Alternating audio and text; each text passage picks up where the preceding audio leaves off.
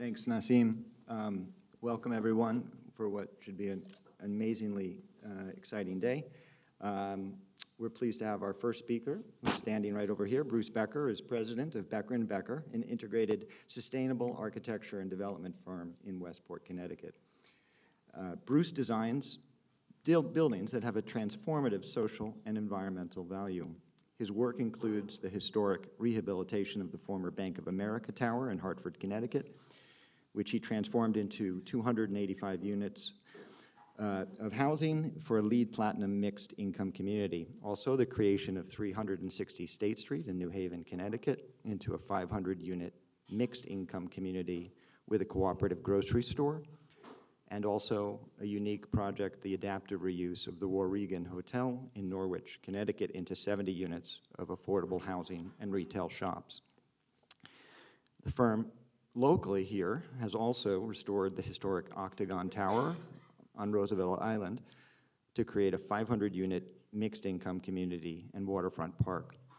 And most recently, and the reason Bruce is here, is to describe his project for the completed certified historic rehabilitation of the Pirelli building in New Haven, Connecticut, originally designed by Marcel Breuer, into the Hotel Marcel, and a 165 room boutique hotel that uses no fossil fuels and is the first passive house certified hotel in the United States.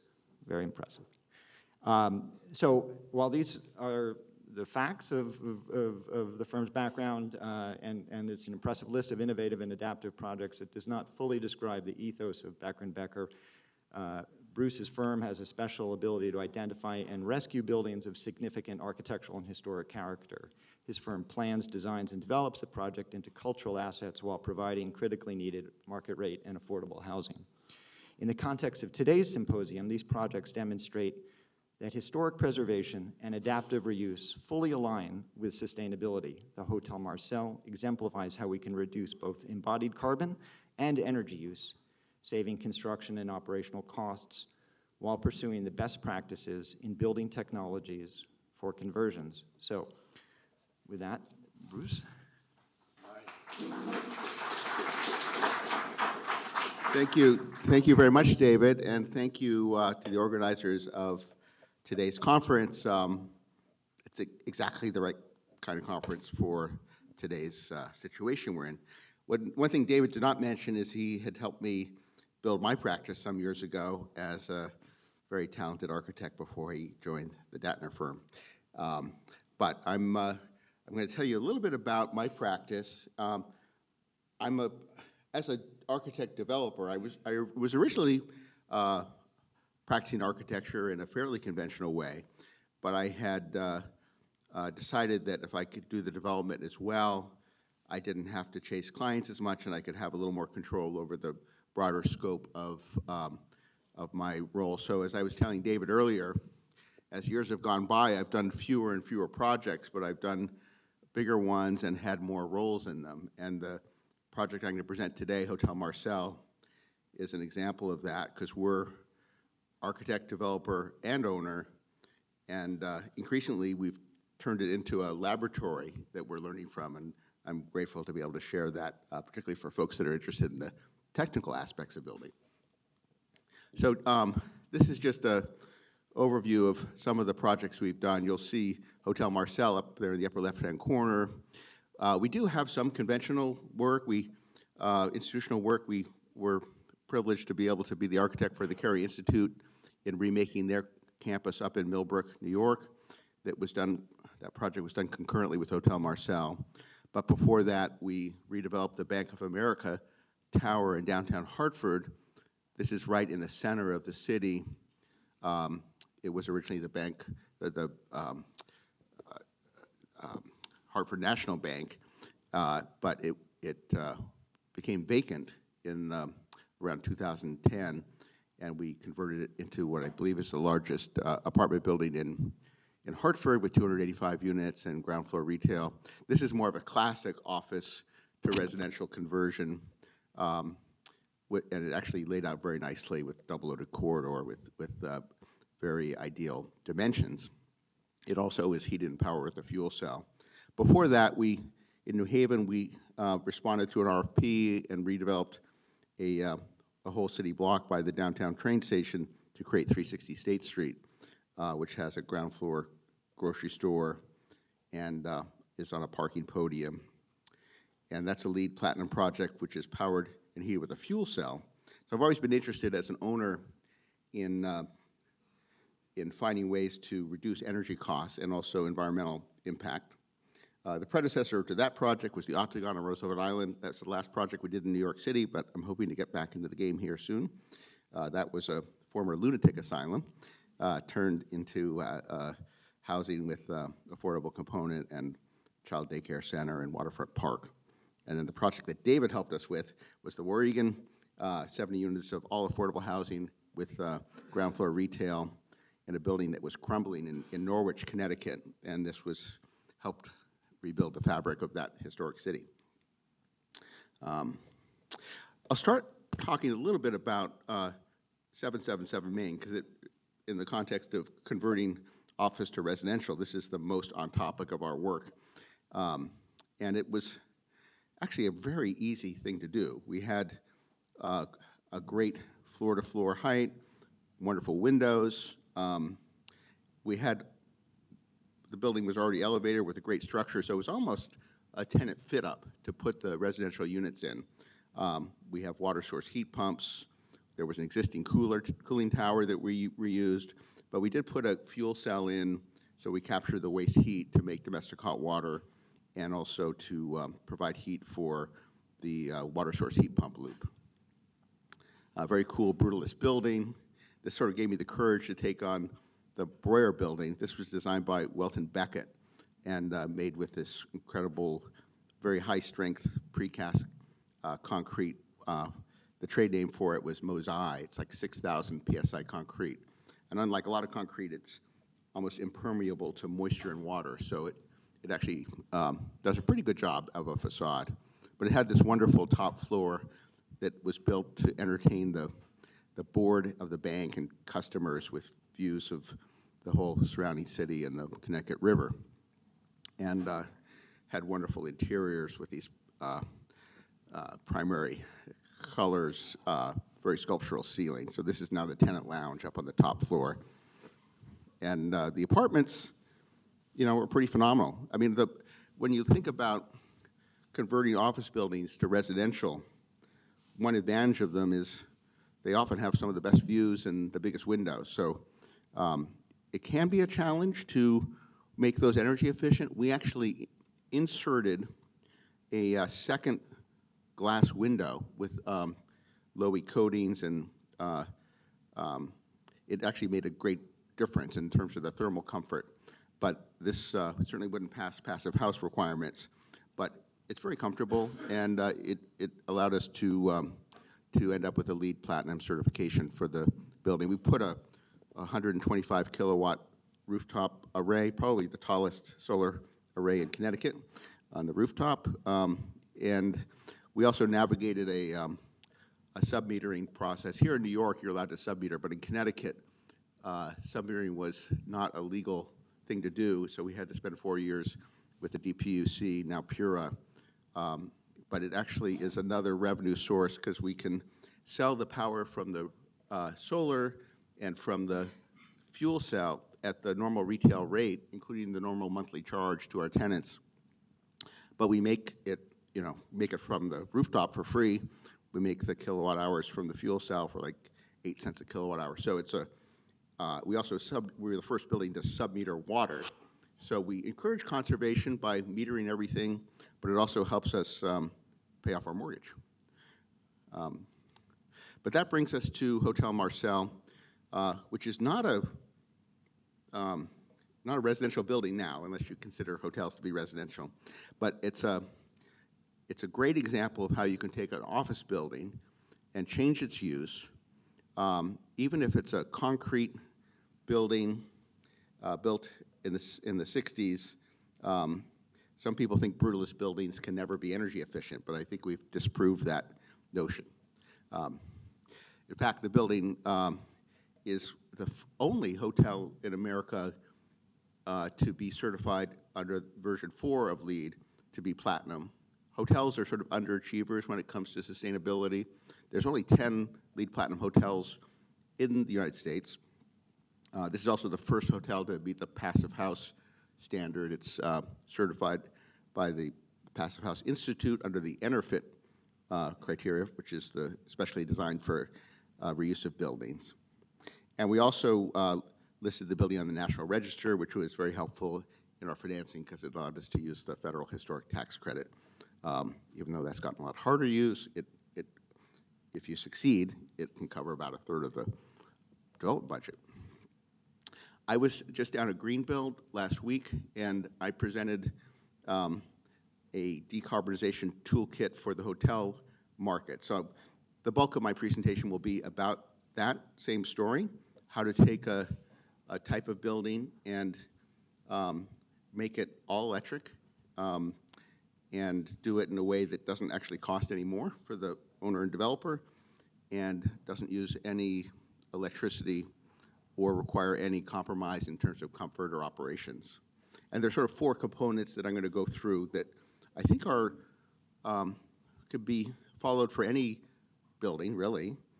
Fuel switching, getting rid of fossil fuels and going to all-electric use. Doing it in a manner that reduces energy use and energy costs, which actually helps save money and make a property more valuable. Adding a renewable microgrid, layering that on to make the project more resilient and add value. And then to enhance the proposition further, to fund it using different tools for and incentives. So I'll go through that. I'll talk a little bit about the history of this building. You know, it was an honor to have the chance to take this on. It's probably the most visible building designed by Marcel Breuer anywhere because 40,000 cars a day pass it. It's at the intersection of 95 and 91 in New Haven, right down by the waterfront. But it was designed by him the year after he was named the AIA Gold Medal winner. There's an interesting history to the site. It was originally landfill in the harbor when the highways were put through, and the mayor of New Haven, who presided over urban renewal, wanted to have a signature building at the doorstep to put New Haven on the map as a progressive city, not only with world-class educational institutions, but also with corporate America. So he gave the land to Armstrong Rubber Company for free on the condition that they hire a world-class architect and build a 10-story building. And so Armstrong Rubber Company, a big tire manufacturer, seized on that. The problem was they only wanted a 2-story building because they basically wanted some offices and a plant. So there are a number of reasons why this building has this cool partie. One is to sort of separate the offices from the industrial part of the building, but also frame the view of New Haven as you come in, and also make a taller building when there really wasn't a program for one.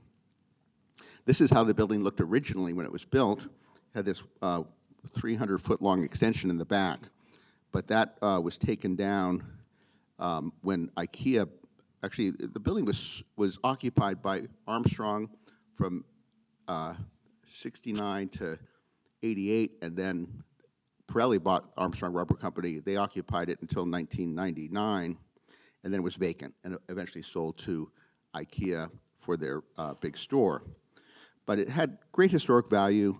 It was on the Connecticut Register. The building was really well documented. All the original drawings were up at the Syracuse Archive. The photographs that we found here were at the Smithsonian, the corporate offices, and it was clear there was great historic value to this. But this is what it looked like. For 20 years, it was used as a billboard for IKEA sale items. And increasingly, IKEA was under fire to do something with the building. In theory, they could have torn it down, but the city kept the pressure up, and it took us about 2 years to persuade IKEA to sell it to me. We bought it in, I think, New Year's Day 2020 for $1.2 million, which was for a 110,000 square foot building. It was a pretty good deal. But it was filled with asbestos, and we spent 6 months clearing that out. This is what it looked like when we bought the building. They had done some asbestos remediation when they tore the back of the building off, but we went in and had to redo that and also clear out the upper floors, which had water-damaged sheetrock. But we had a free hand with planning it. It's a building that was 185 feet long, 85 feet wide, a little deeper than you want for residential, but it has a 12-foot floor-to-floor steel structure with very few columns, so it was a great candidate for reuse. Our program, this is the first hotel I've been involved in. I've probably designed maybe 3,000 units of housing in different types, both with supportive housing. Actually, our first housing project was the Times Square Hotel, which was a hotel, which we converted to supportive housing with Common Ground at the time. But since that project, I guess the Oregon Hotel was a hotel turned to residential. But I didn't really know anything about operating a hotel or programming it, so I took a certificate class at the Cornell Hotel School to learn how different hotels are from apartments, but came up with this program to convert it to a 165-room hotel with 9,000 square feet of meeting space. I learned that if you're going to have a hotel with over 100 rooms, you really need meeting space to keep it full. Listed the building on the National Register, designed a certified rehab, and then I had to have for the project to be financed, I had to come up with a brand. So I was fortunate to be invited by Hilton to have a building that would be part of the Tapestry collection. But then we layered on the sustainability program, which for me, as an owner, developer, architect, I just think it's the responsible thing to do to be aware of the environmental impacts of whatever we do. So we sought to have LEED Platinum certification. I didn't realize at the time it was such a rare thing for hotels. Passive house, just because I had witnessed how much energy and money that saves in operations and the quality of the result. No fossil fuels, just knowing that this is the challenge of our era, not to put any more CO2 into the atmosphere. And then also to try to make all the energy on site. We also employed other innovations, such as using power over Ethernet for all the lighting. We have a DC electrical system for all the lighting in the shades, and then we created a microgrid with 1.5 megawatt hours of battery storage. So you all know about LEED, so we had to get 81 points, which we did in all different categories. But here's some photographs of the completed common areas. We have a wonderful restaurant, BLDG is its name. Incidentally, if anyone wants to stop off for breakfast, lunch, or dinner on their way through New Haven, there's a coffee bar there. There's a great bar scene in the afternoon. And Chef Megan, she was a runner-up in the Hell's Kitchen competition. She has a fierce commitment to sustainability, and whether it's a catered event for 300 people or just a breakfast for one person at the bar, it's worth checking out. She doesn't use any fossil fuels. She sources things locally. But I should mention we work with Dutch East Design on the interiors in Brooklyn, and we try to fully embrace the Bauhaus spirit that Marcel Breuer forged. Less is more. And it was a fun challenge to, even though this whole first floor was gutted, to sort of recreate it in a way that embraced the DNA of that time. I grew up, by the way, in New Canaan, Connecticut, in a modern house where Marcel Breuer made his home for most of his life, and so this was already sort of embedded into my outlook of the world. So we have some recent furniture. It was a neighbor of mine, and Nancy Reason was a neighbor in New Canaan. Although we also have some new furniture designed by Dutch East Design. We have a Breuer Cheska chair in every guest room. So the interiors were a whole separate challenge that we enjoyed. This, for the architects in the room, this is probably maybe the most interesting slide. This is the typical floor plate. Um, the set of drawings that we found up at Syracuse was, it was really elegant. There was only like 20 sheets for the whole building. The Breuer office drew like 15 feet of the building, and then everything was sort of replicated on a grid. So it's a 5-foot grid. The typical executive offices were either 10 feet wide or 15 feet wide. There's some really special ones on the 8th floor too, but so we said, okay, even though the typical hotel brands would want like 12.5-foot rooms and they would have staggered this, we wanted to really make it sort of consistent with the ethos of the building originally. So we have 10-foot wide sort of standard rooms that are plenty wide for a normal either double queen or king room. And then we have these deluxe rooms, which are 3 bays wide, 15 feet wide. So they have sofa beds and are a little more luxurious. And then some really cool corner suites. You'll see the squares that are marked 12. Does this work? Yeah, maybe it doesn't. These, we actually cut 2 light wells into the building. I think this is relevant for office conversions. Because we didn't want the core to go to waste, we got another 14 guest rooms on the inside with these light wells, which actually have quite large windows, and they're actually some of the more desirable rooms.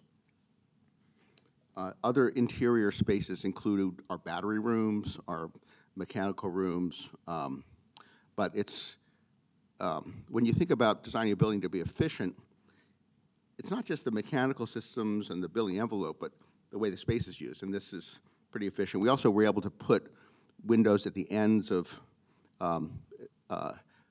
2 of the ends of the corridors, and we actually put a window in the door that leads to a balcony on the other, so we have natural light coming in to help people get oriented to the space. And here's some of the guest rooms. You can see the 3-bay and the 2-bay. My wife Kramer is an artist, and she curated an art collection. Some of the art's her own too, but Corey Siegler, a Brooklyn artist, made these wonderful textile wall pieces in the king rooms out of discarded samples from Dutch East's library and our library. The furniture was made in Torrington by the New Traditionalists, so it was sort of locally sourced. The window surrounds are hardwood made by Stickley.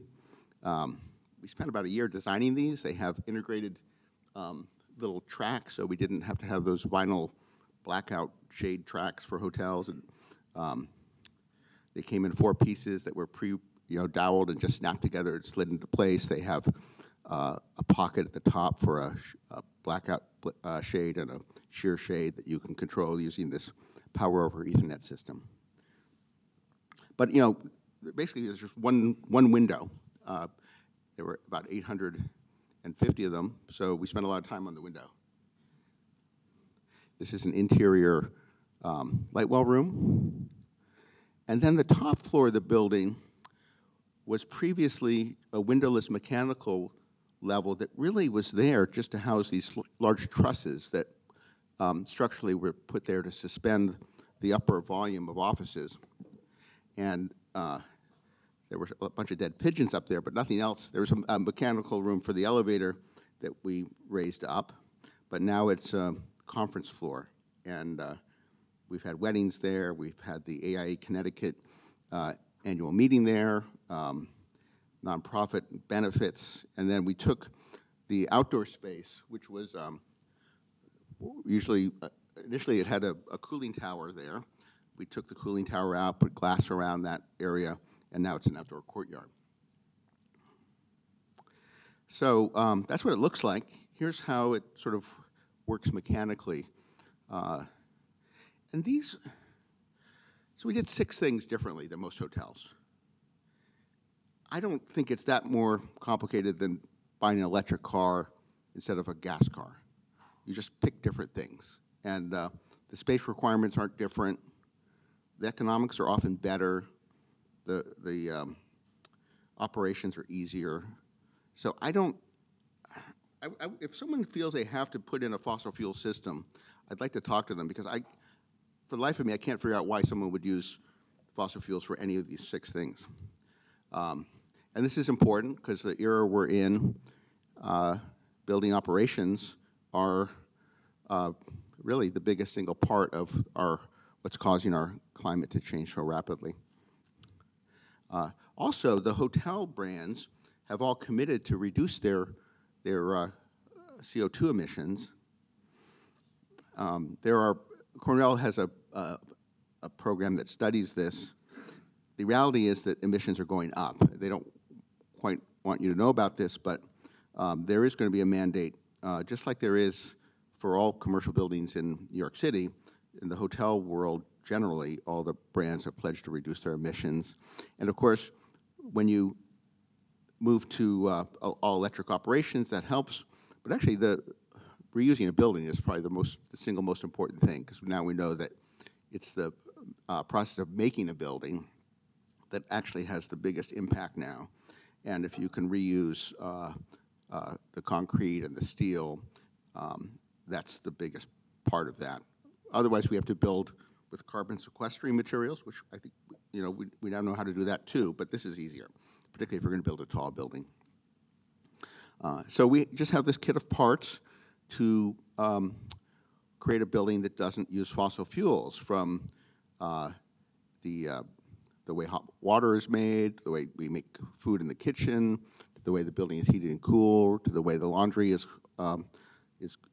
dried, the way the vehicles are charged, and it's all sort of an ecosystem, an electric ecosystem. And this is all perfectly relevant for residential buildings and office buildings too.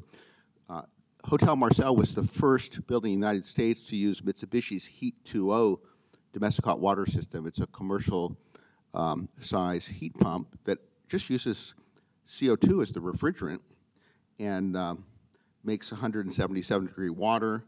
We actually have 3 of these outdoor units. We have 2 hot water plants. The interior plant is really just 2 storage tanks and a booster tank, which has resistance electric that never has to go on. We've never had a complaint about hot water, and this is a very resilient system, but it's new to the US market. But since they installed these, the hotel opened, I didn't really talk about the schedule. We bought the building in January of 2020. We took asbestos out for 6 months. We signed a contract with Consigli for the general construction, and that took about 22 months, and we opened the hotel in May of 22. But, and we actually originally weren't going to be able to get these heat pumps. So our first change order, because I think in August, Mitsubishi finally said, okay, we'll sell these. And so these were the first ones put in. But since these are put in, they've been selling these, dozens every week to the US market. So it's if anyone is designing a building and their client says, we have to use natural gas for our hot water, tell them about this system, because that's sort of the gateway drug for fossil fuel use, which is no longer needed. We have a wonderful kitchen. It's just induction instead of natural gas. The indoor air quality is better. The workforce is not going to be sickened by all the byproducts of natural gas. We actually save money on our HVAC system because we don't have to provide so much makeup air. You're allowed with a all-electric cooking to have a recirc hood, although we do have some supplemental direct exhaust. These ERVs are very effective at recapturing heat and thermal energy, but they aren't that great with the fumes from making French fries. So it's important to have some direct exhaust for that. And we're actually tweaking that and putting in some more to make sure the indoor air quality in the kitchen is even better.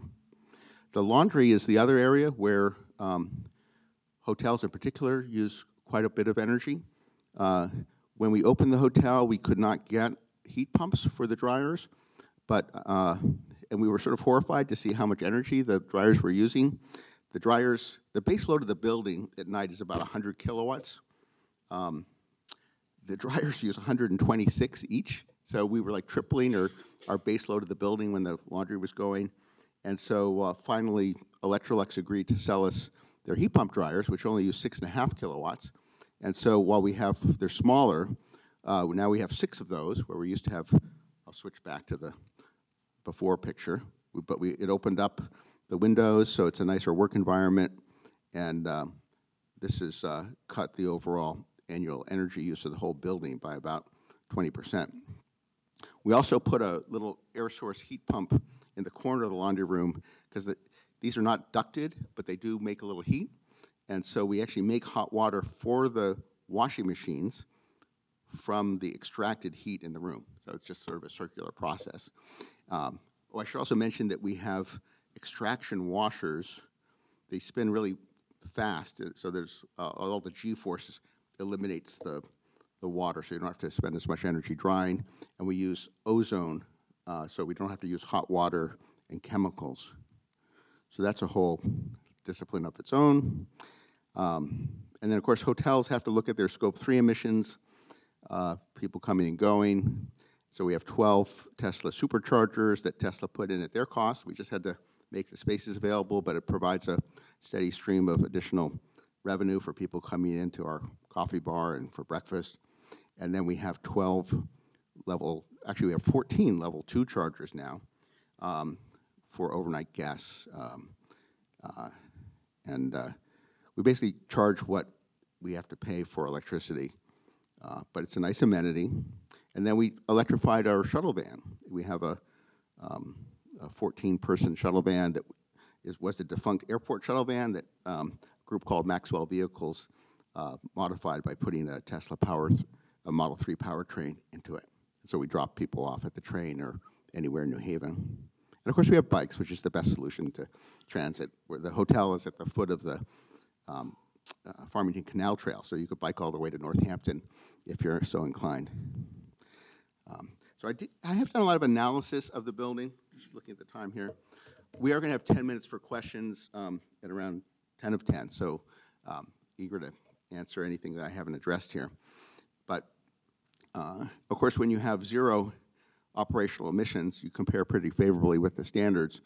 New York City probably does the most accurate job of tracking carbon emissions and energy use because it's verified. The hotels track it, and the EIA also tracks it, but you sort of see what the typical carbon intensity is for per square foot for most hotels.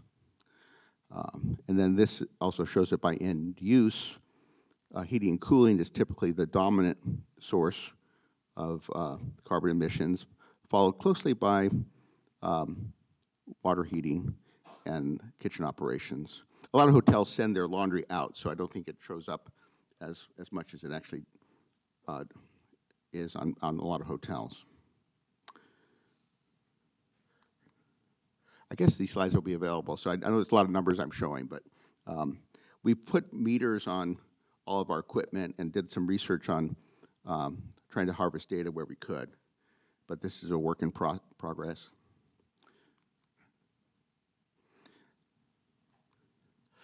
This is from that report that the City of New York publishes about their energy use, which I found very useful. Of course, that's being used to set goals for buildings where if you're over the cap here in New York City in terms of your carbon emissions, you're going to have penalties. Some of these hotels are going to be paying $500,000 a year in fines. So obviously, if you can make a building that doesn't have any emissions, you're insulated from that. A lot of people are sort of mystified what a ton of carbon dioxide is, because you can't see it. And the EPA has a website you can go and you can put in the data, and it'll produce a set of equivalents. So based on the Cornell database, a hotel the size of Hotel Marcel, if it was conventionally fueled and operated, it would produce 715 metric tons of carbon annually. So what is that? It seems a little abstract. It's the amount of carbon that would be produced if you had if you drove a car 1.7 million miles. But for me, what is more striking is it's the amount of CO2 that you would need 846 acres of mature forest to absorb, which is more than a square mile.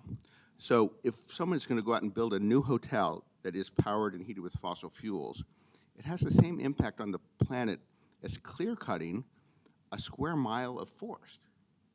And so it's no wonder that people have realized that this is not a good thing to do anymore. So that is how we electrify things. This is a little segment on how to reduce your energy use, just with a few simple steps. Full disclosure, I'm on the board of the Passive House Network, which is the North American arm of the Passive House Institute. But I'm a big fan of Passive House because it can reduce energy use by 75%. So, you know, and it only adds like 2% to the cost of making the building. And that doesn't include the savings you get from downsizing equipment. So that's important. Using energy recovery ventilation is also important. We have 2 Swagon ERVs that are, I think, 85% efficient. So you just recover the air. You don't have to make new energy. But we'll flip through these. Yeah, so the 5 principles to Passive House, I encourage you to look at the Passive House Network website or the Passive House Accelerator, because there's all kinds of training. I got my Passive House Certified Designer certificate in the midst of this project. But there's basically 5, it's so much simpler than LEED, just 5 principles. Continuous installation, not leaving gaps. You know, the code allows you to have gaps everywhere, as long as you have a certain minimum in the wall and different, in the roof. But it's just attention to detail on how the installation is continuous without any gaps, eliminating thermal bridges so you don't let your electrical contractor put in metal conduit right through an exterior wall without a thermal break, making sure that you've sealed the building so it's totally airtight, with blower door tests that we're familiar with, but being particularly obsessive about that, and then using high-performance windows and doors that are thermally broken. And the 5th thing is, because we're building a thermos, making sure that we have continuous fresh air with heat recovery for all the spaces. So the indoor air quality is actually better in a Passive House building. I think in California, they're starting to promote Passive House as a smoke-proof building so that you can have, smoke from wildfires like we're now having here, and the indoor air quality is just as clean as it's ever been. So for Passive House, you have to have define your Passive House envelope and use these 5 principles. Here you can see the outline of the Passive House envelope. Marcel Breuer did us a favor because he designed a building with deep set windows, which provided a great deal of solar shading. So the sun comes in the winter when it's low, but in the summer when the sun is high, we basically have no thermal gain to begin with. This is the construction photo with this beautiful exterior wall system. We wanted to preserve that as is, so all the work we did was on the inside of the building using different types of insulation, closed cell, open cell, foam, aerogel insulation, and tape. We work with Stephen Winters Associates. They were both our envelope consultant, our Passive House consultant, and our lead consultant. And so they would do these WFI models and guide us through the process of how we could eliminate any kind of thermal bridging. And we did an energy model that allowed us to test different approaches with this. Here you see the installation underway. There were a lot of deep pockets in the building, so we couldn't fill them all with closed cell foam. And of course, if we could have used cellulose, we could have found things that maybe had less embodied carbon, but SWA helped us find sort of the best case scenario in terms of environmental impact for what was on the market at the time. Klar made the windows, KLAR. They're 2.5 inches thick. They have argon. They have 2 layers of acoustic dampening laminations. And they actually are I think these windows cost $1,000 instead of $500, but everything else about them was the same cost.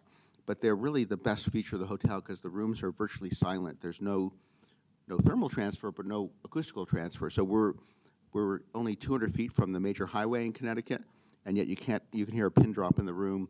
The hotel guests often comment on their Google reviews that it's the quietest hotel room they've ever stayed in. So it's another benefit for going the passive house route.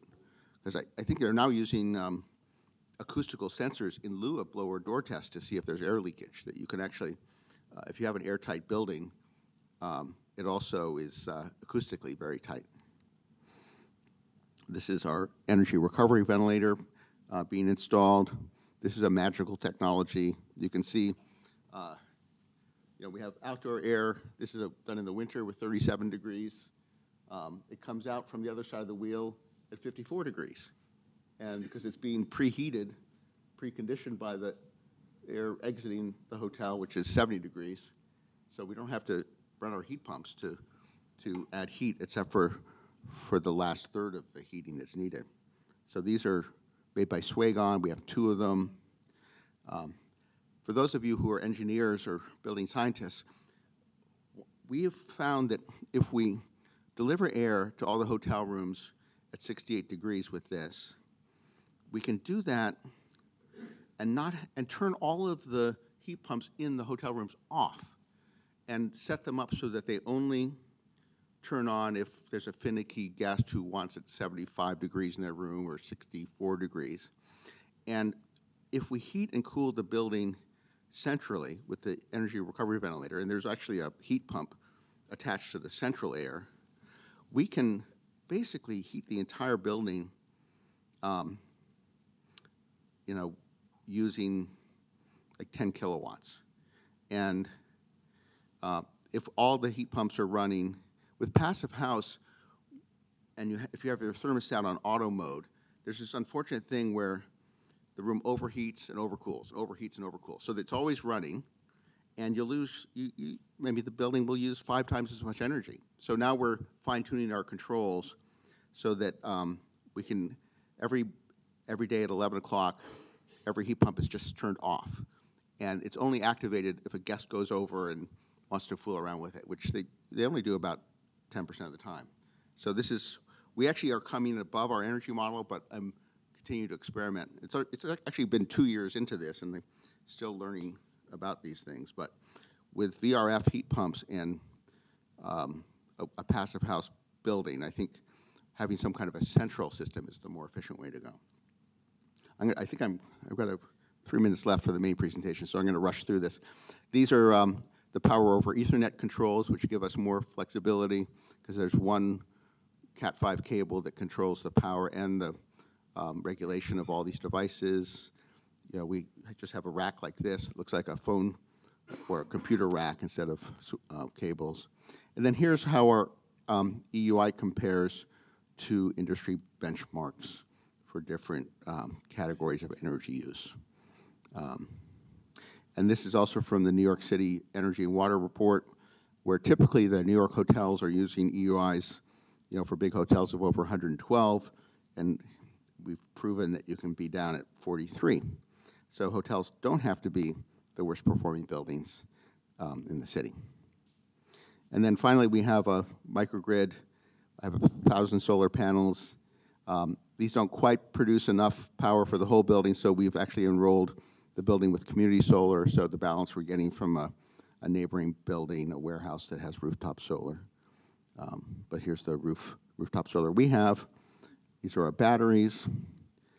We monitor them using this cool portal. So this was actually done before we put the heat pump dryers in. You can see these spikes for when the dryers were running and tripling the load of the building.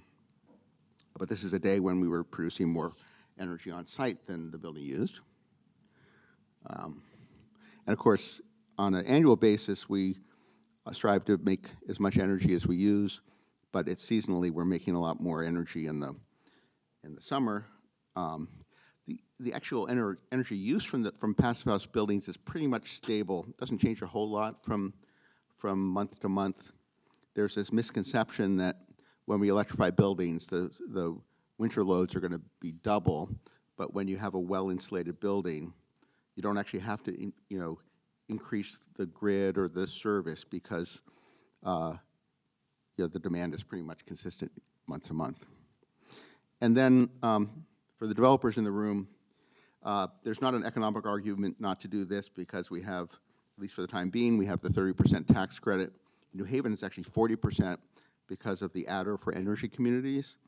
And then we have utility incentives. This is the sources for the project. It's about a $62 million project. Fortunately, a lot of it was paid for with historic tax credit equity from Bank of America. We got a waiver on sales tax. We use C-PACE financing with Nuveen. So these are all the sources that are in green here are ones that we wouldn't have gotten if we didn't take this more energy efficient zero carbon approach.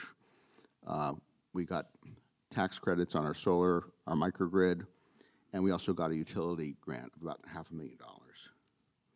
And then we also have operating income from load shedding, demand shaving, battery export. There are all these different energy utility programs that incentivize you to not use energy when everyone else is. And there's a quick return on equity from that.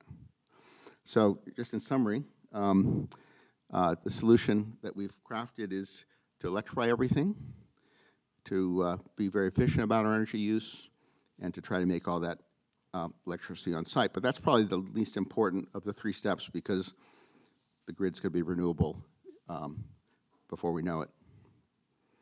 I think that is the presentation, and it's exactly 9:50.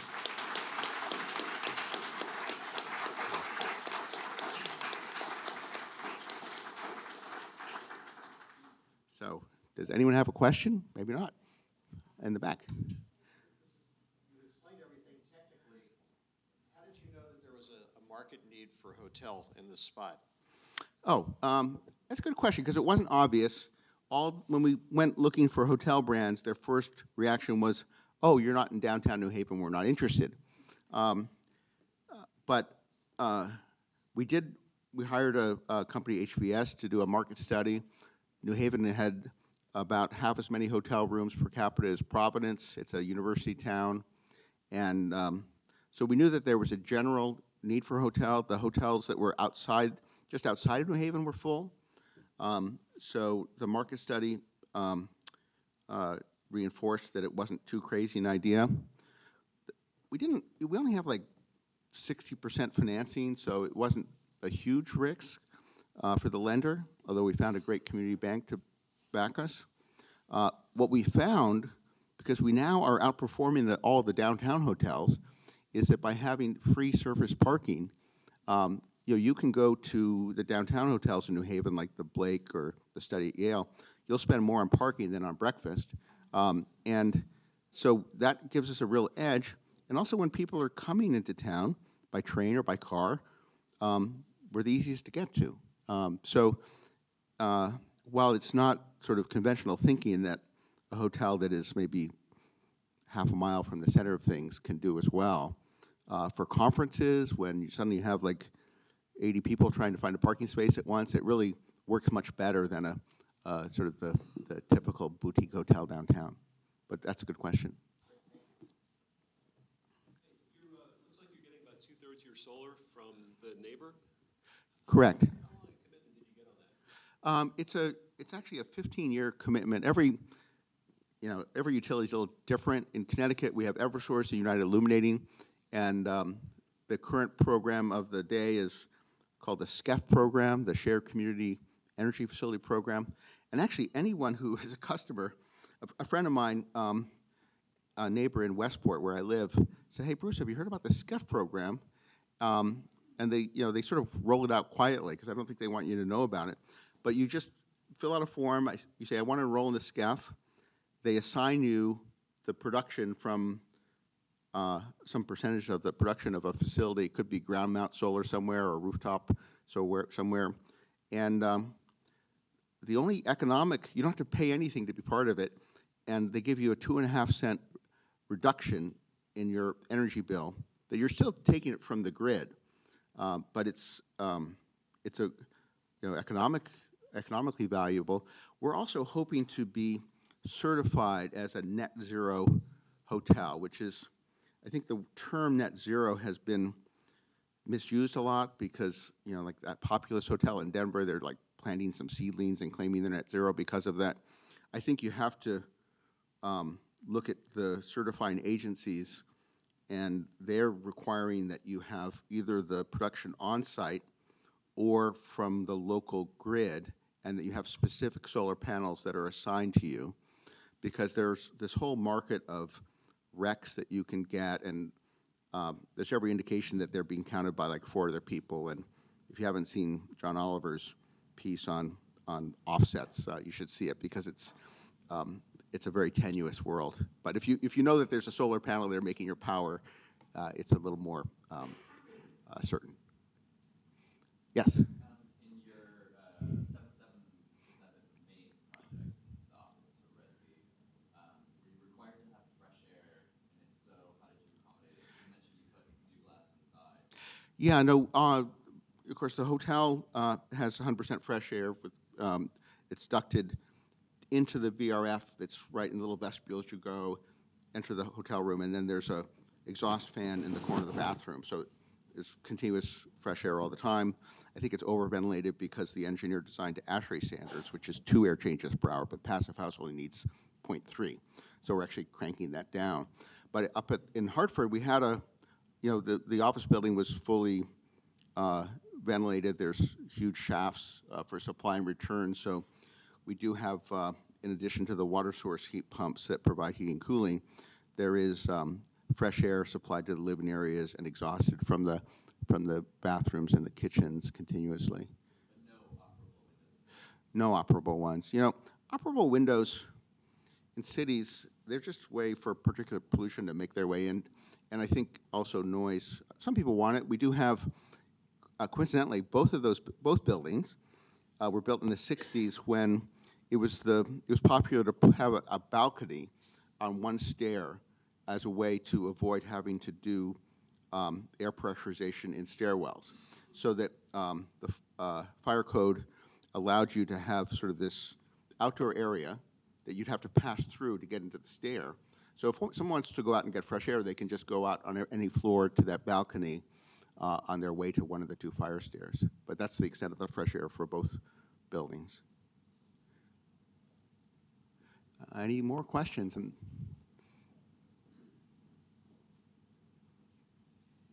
I may have misunderstood this, but it seems like some of your energy is coming from the grid. It's not just all solar. So what is the source of the energy for the grid? Yeah, well, that's why we enrolled in the shared clean energy facility. So there are times in the summer when it's all coming from the grid, but we basically, the power that we are not getting directly is coming through the grid, but from the shared clean energy facility from a solar array on a warehouse that's in, I think it's in Milford, Connecticut. So it is, we actually had an agreement with IKEA to build solar canopies in their vast parking lot, but they had a change of personnel and decided not to let us do that. If we ever have a right to do that, that would be our preference, because actually it's economically more valuable. But for now, we're just a participant in this shared community solar program. Do the light wells that give light to the interior units, do they go all the way through the building, including the lower portion? No, they actually, if you look at this photograph, they only go down to the 6th floor. So, by the way, this is this beautiful facade that Brewer designed. You can see the expression of the cords for the truss that holds the building up that you see when you're inside. But there's there's a big light well on the 9th floor, which is where the cooling towers were once situated, that brings natural light into the meeting room floor. But then we just have on the 8th floor, the 7th floor, and the 6th floor are the only rooms that have the light well rooms. Yes? Yeah, so it's there's a truss up here. You can sort of see it expressed in the precast, and so it's like a big bridge. So the truss comes across. It's supported by columns that are in line with the center element, and the upper structure is actually hung from that truss. I think During construction, did you have any issues, field conditions for the versus the drawings you generated where it really challenged you in terms of coming up with a solution and getting your heads together with the GC and the vendors? I should say that Consigli did a great job of working with Eastern Mechanical on the coordination. The hardest challenge was on the first floor because the Hilton has a standard of 12-foot clear ceiling for meeting spaces, but the floor-to-floor was 12 feet. And so we were able to coordinate all the mechanical on the first floor with a finished ceiling of, I think it is about, I think it's about 9 feet 8 inches. So it was really the coordination of the mechanicals on the first floor that was the only real challenge. Elsewhere we have 9-foot ceilings, and so we had, plenty of room below the structure. But there really weren't coordination issues to speak of because the building was on a module and you sort of knew exactly what you're dealing with. We did 2 model rooms and tested everything out to make sure everything fit first. Having a 10-foot module and having a ADA compliant bathroom and an operable door, we use barn doors for access into the typical bathroom. So, no, but it's a good question. We are fortunate to have really capable contractors. We'll take this last question.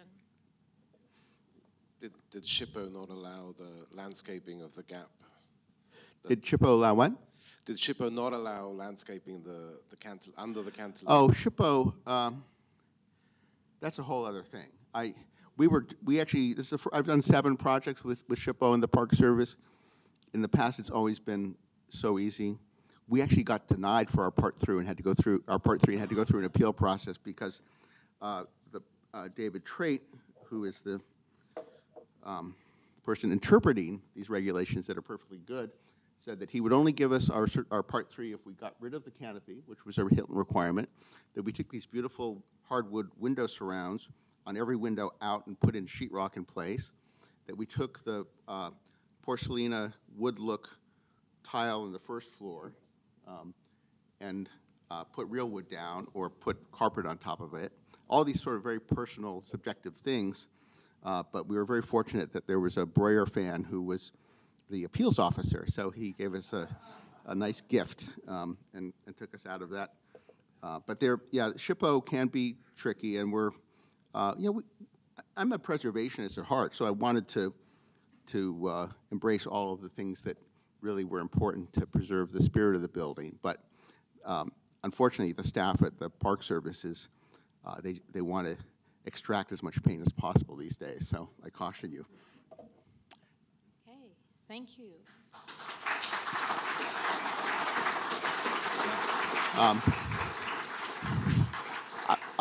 I'll leave it that come visit. It's easy to get to. It's like an hour and a half from and check it out. If you have never stayed in a passive house building before, this is your opportunity, and there's no going back. And we'd love to have you. And if a bunch of you want to come out, I'm happy to give a tour as well.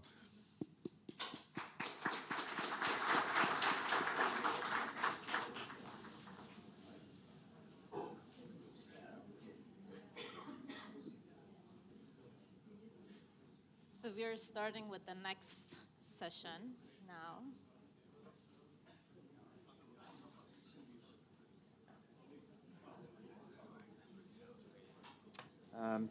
Good morning, everybody. My name is Michael Busing. I'm on the Building Science Committee, Core Committee. So I'm going to introduce this next session. I'm also going to act as moderator and kick it off with questions. So this next session is high-rise office to residential conversions, design, life safety, and energy considerations. So we're going to have 3 speakers that are each going to speak for about 10 or 15 minutes. We'll ask them to come up one at a time and to sit down, and then at the end, we'll all sit here. It's a little on-the-fly organization with the group here. So this session is basically, I'll give a brief description. New York City is confronting simultaneously an excess of commercial office space and a lack of housing. Current citywide efforts to convert and use high-rise office space to multifamily residential presents many regulatory, life safety, and energy efficiency challenges. This panel discussion features presentations addressing these conversion challenges. Could you speak into the mic? Oh, sure. The panelists will describe zoning and regulatory issues of building code compliance and common triggers in the current and 1968 NYC building codes and the existing building code, this one? Okay. And existing building code, or the EBC. And we'll also discuss the impacts of energy codes, emission regulations, and ventilation requirements on residential conversions and operational carbon. The three speakers for this session are Wendy Shafran, David Jacoby, and Jeff Rios. So a brief bio of each of them. Should I use this? Yeah. First off, my colleague, Wendy Shafran. So Wendy is a principal at FX Collaborative Architects, where she provides leadership to many of the firm's residential and mixed-use projects. Wendy is a registered architect in New York and holds a Master of Architecture degree from Columbia University, and she recently served on the Mayor's Office Adaptive Reuse Task Force and holds leadership roles in several industry organizations with a focus on housing, social equity, and mentorship. Next is David Jacoby, who is a principal and division head of the Fire Engineering and Practice for SGH. And David has more than 25 years of experience in fire protection engineering, and he is a licensed professional engineer and has 20 years of firefighting experience. He is an active member of code committees, including NFPA 101 and the NYC Code Revision Use, Occupancy, Construction, and Egress Committee. And he has worked on a broad range of projects from historic preservation, adaptive reuse, to large infrastructure projects, including airport terminals. And third is Jeff Rios, who is a partner and co-director of AKF's Energy Performance Team. And Jeff specializes in increasing energy efficiency within new and existing buildings. Jeff serves as a member of the ACEC Metro Region Energy Code Committee, as well as the NYC DOB Energy Code Advisory Committee, and has been named as a notable leader in sustainability by Cranes, a New York Construction Idol by NY Build, and a power player in Committee Energy and Sustainability by Politics New York. So I'd first like to invite up Wendy to start the first session. Welcome. Do you need to speak into that one? Should I click setting?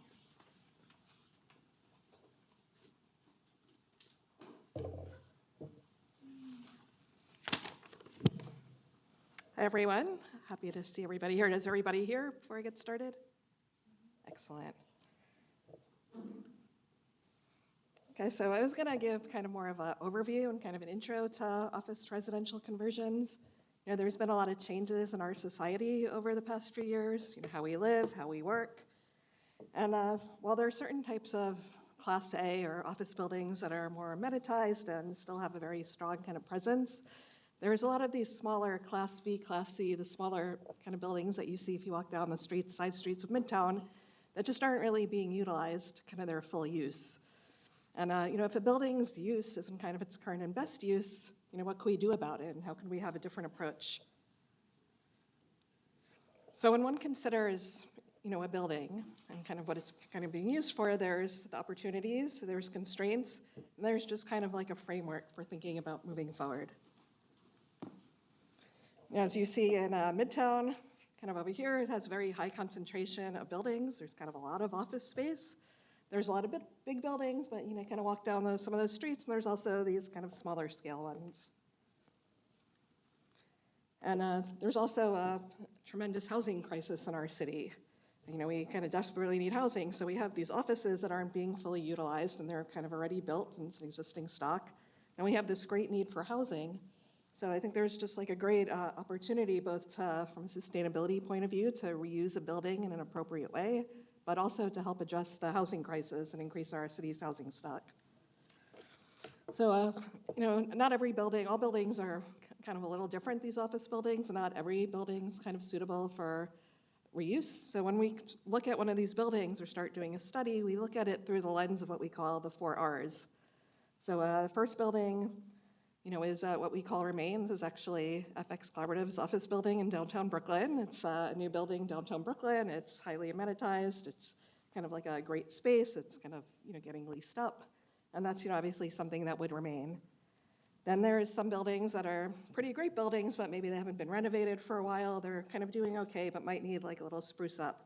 So that's what we call renovate. Then there's some buildings that just, kind of older, and maybe there's some structural or kind of other issues and just really aren't suitable or the best use, and then we would maybe tear it down and redevelop. And then there's kind of what we're talking about here, office to residential conversions, adaptive reuse in general, that there's a great building, but it's kind of not being put to its best use, and we might want to repurpose. There's a whole range of issues that we're going to talk about in depth over the course of the day, from vacancy and zoning to legal light and air, the facade, other issues, ground floor, MEP. And I think it's important to remember in New York, and this isn't the first time that we've done this here. We actually have some great precedents in learning from Lower Manhattan, where this has been done for years. So probably like the past 30 or so years, especially like around the time of 9/11, there's been a lot of office to residential conversions in Lower Manhattan. So kind of as a starting point, it's kind of why did these conversions happen there, and what kind of enabled them to happen there, and they haven't happened yet in Midtown. So I think it's both related to the quality of the building itself, the physical form, as well as to certain regulations that were just in place or put in place in Lower Manhattan that really were only applicable to that area. So on one hand, there is the building character, and that's if it's pre-war or post-war. Do you have a side, or do you have a center core? Can you open the windows, or can you not open the windows, as well as kind of the floor plate depth. And then there's kind of on the other hand, there's the regulatory. So that's, do you have to use as of right zoning? Is there flexibility to do something else? Can you use the multiple dwelling law maybe in place of zoning? And just kind of another range of flexibility. And kind of, I think the first thing when we get one of these studies or think about one of these buildings from the architecture side, it's important to understand the residential planning parameters. So, this is a typical center core office plate. You see the cores in the center. And then you see that 60-foot dimension, which is what's referred to in the industry as the lease span. And that's the dimension from your core, kind of like to your outer wall.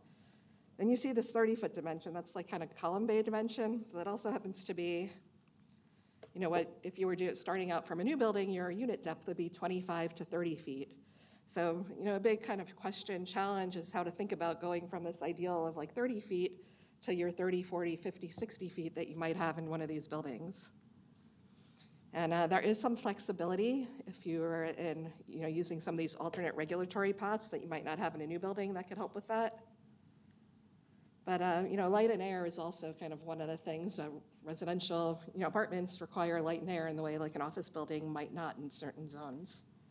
So it's kind of a typical floor plate that we did a study for an existing building. See kind of in yellow, this does have windows on 3 exposures, open to the street. But then there's that hatch zone over there, which is, you have this whole zone of a building where you can't put apartments. So first there's just thinking about how to orient the units kind of in a way that's effective, but then also thinking about that purple zone of what could we put there? How could we introduce flexibility there? And what could add value to a building? So once you kind of maxed out the depth and the size of the units, there could still be like a financial model that might make sense. And kind of another kind of key thing is what version of the code applies. If you're starting a new ground up project today, it would be the 2022 code. a lot of these buildings are kind of an older stock. We're able to use the 1968 code, which has some flexibility. The city is actually undergoing a code revision cycle right now and are in process of trying to implement a prior code standard. So that would kind of, instead of having to look in like all these pieces of some portions of 2022, some of 1968, it would just be kind of one code that standardizes and kind of makes it easier to navigate. And then, there's a lot of other applicable standards. There's zoning, there's multiple dwelling law, the fire code, energy code, as well as kind of HPD and affordable housing. And, there's, most buildings do have to comply with the energy code. There's some limited exceptions for landmark buildings, and we'll talk about that like a little later in the presentation. And then, so where are we now, kind of in all of this? I think yesterday, maybe we're a little closer to where we want to be. There was like a key council vote that kind of passed to advance City of Yes. There'll be a final vote next month, and there's a lot of legislation in there that does kind of help ease some of these challenges. So I've actually been studying and working on this, like Mike mentioned. I was on the Adaptive Reuse Task Force, so I've been looking at this for a couple of years. As the member, we put out a report of recommendations, and a lot of those recommendations really form the basis of the City of Yes zoning text related to office to residential conversions. So this is kind of like stated from the goal of the task force when it was released, to identify barriers, physical, regulatory, and financial, and to issue specific recommendations on changes that could facilitate that pathway. And so, so what are some of the proposed changes that kind of came out of like this year or so of our work on the task force? So first there's City of Yes, and there's the regulatory changes that were recommended there. There's the Midtown South Plan, the Office Conversion Accelerator, and Affordable Neighborhoods, which is more of like a tax incentive. So kind of a City of Yes, like I mentioned, something that really enabled the buildings downtown to be converted was that they were able to use this alternate path of that they didn't have to comply necessarily with underlying zoning, but has some flexibility, something that's called Article 15 and multiple dwelling law. And that kind of opened up some opportunity related to both like depths of units as well as maybe like a 20-foot distance to a window instead of 30. So the City of Yes actually is looking to expand that flexibility. Right now, you have to be a pretty old building before 1961, and you can only be in certain areas to utilize that.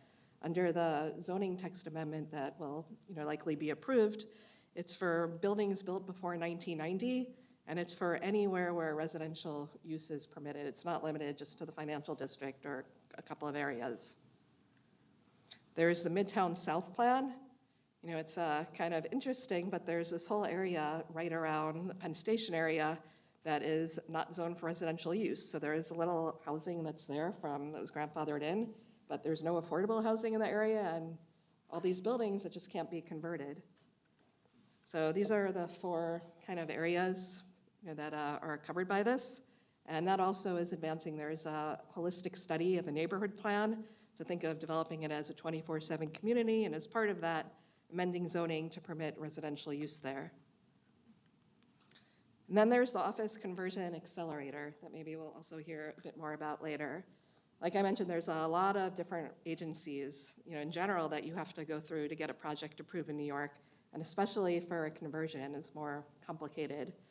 So to kind of help streamline the process, this program creates a single point of contact kind of in government to help be a liaison and kind of coordinate between the agencies. So instead of kind of having to go, a long drawn out road that could take many, many months, there's, kind of a process to move it forward and kind of cut through some of the red tape. And then kind of conclusion, just, kind of leaving of, the image to the left, that's office building kind of not being used, and just kind of thinking and being inspired to think about what we could transform. That was it.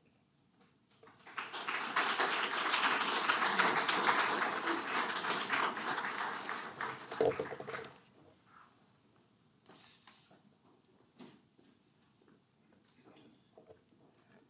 see what we have.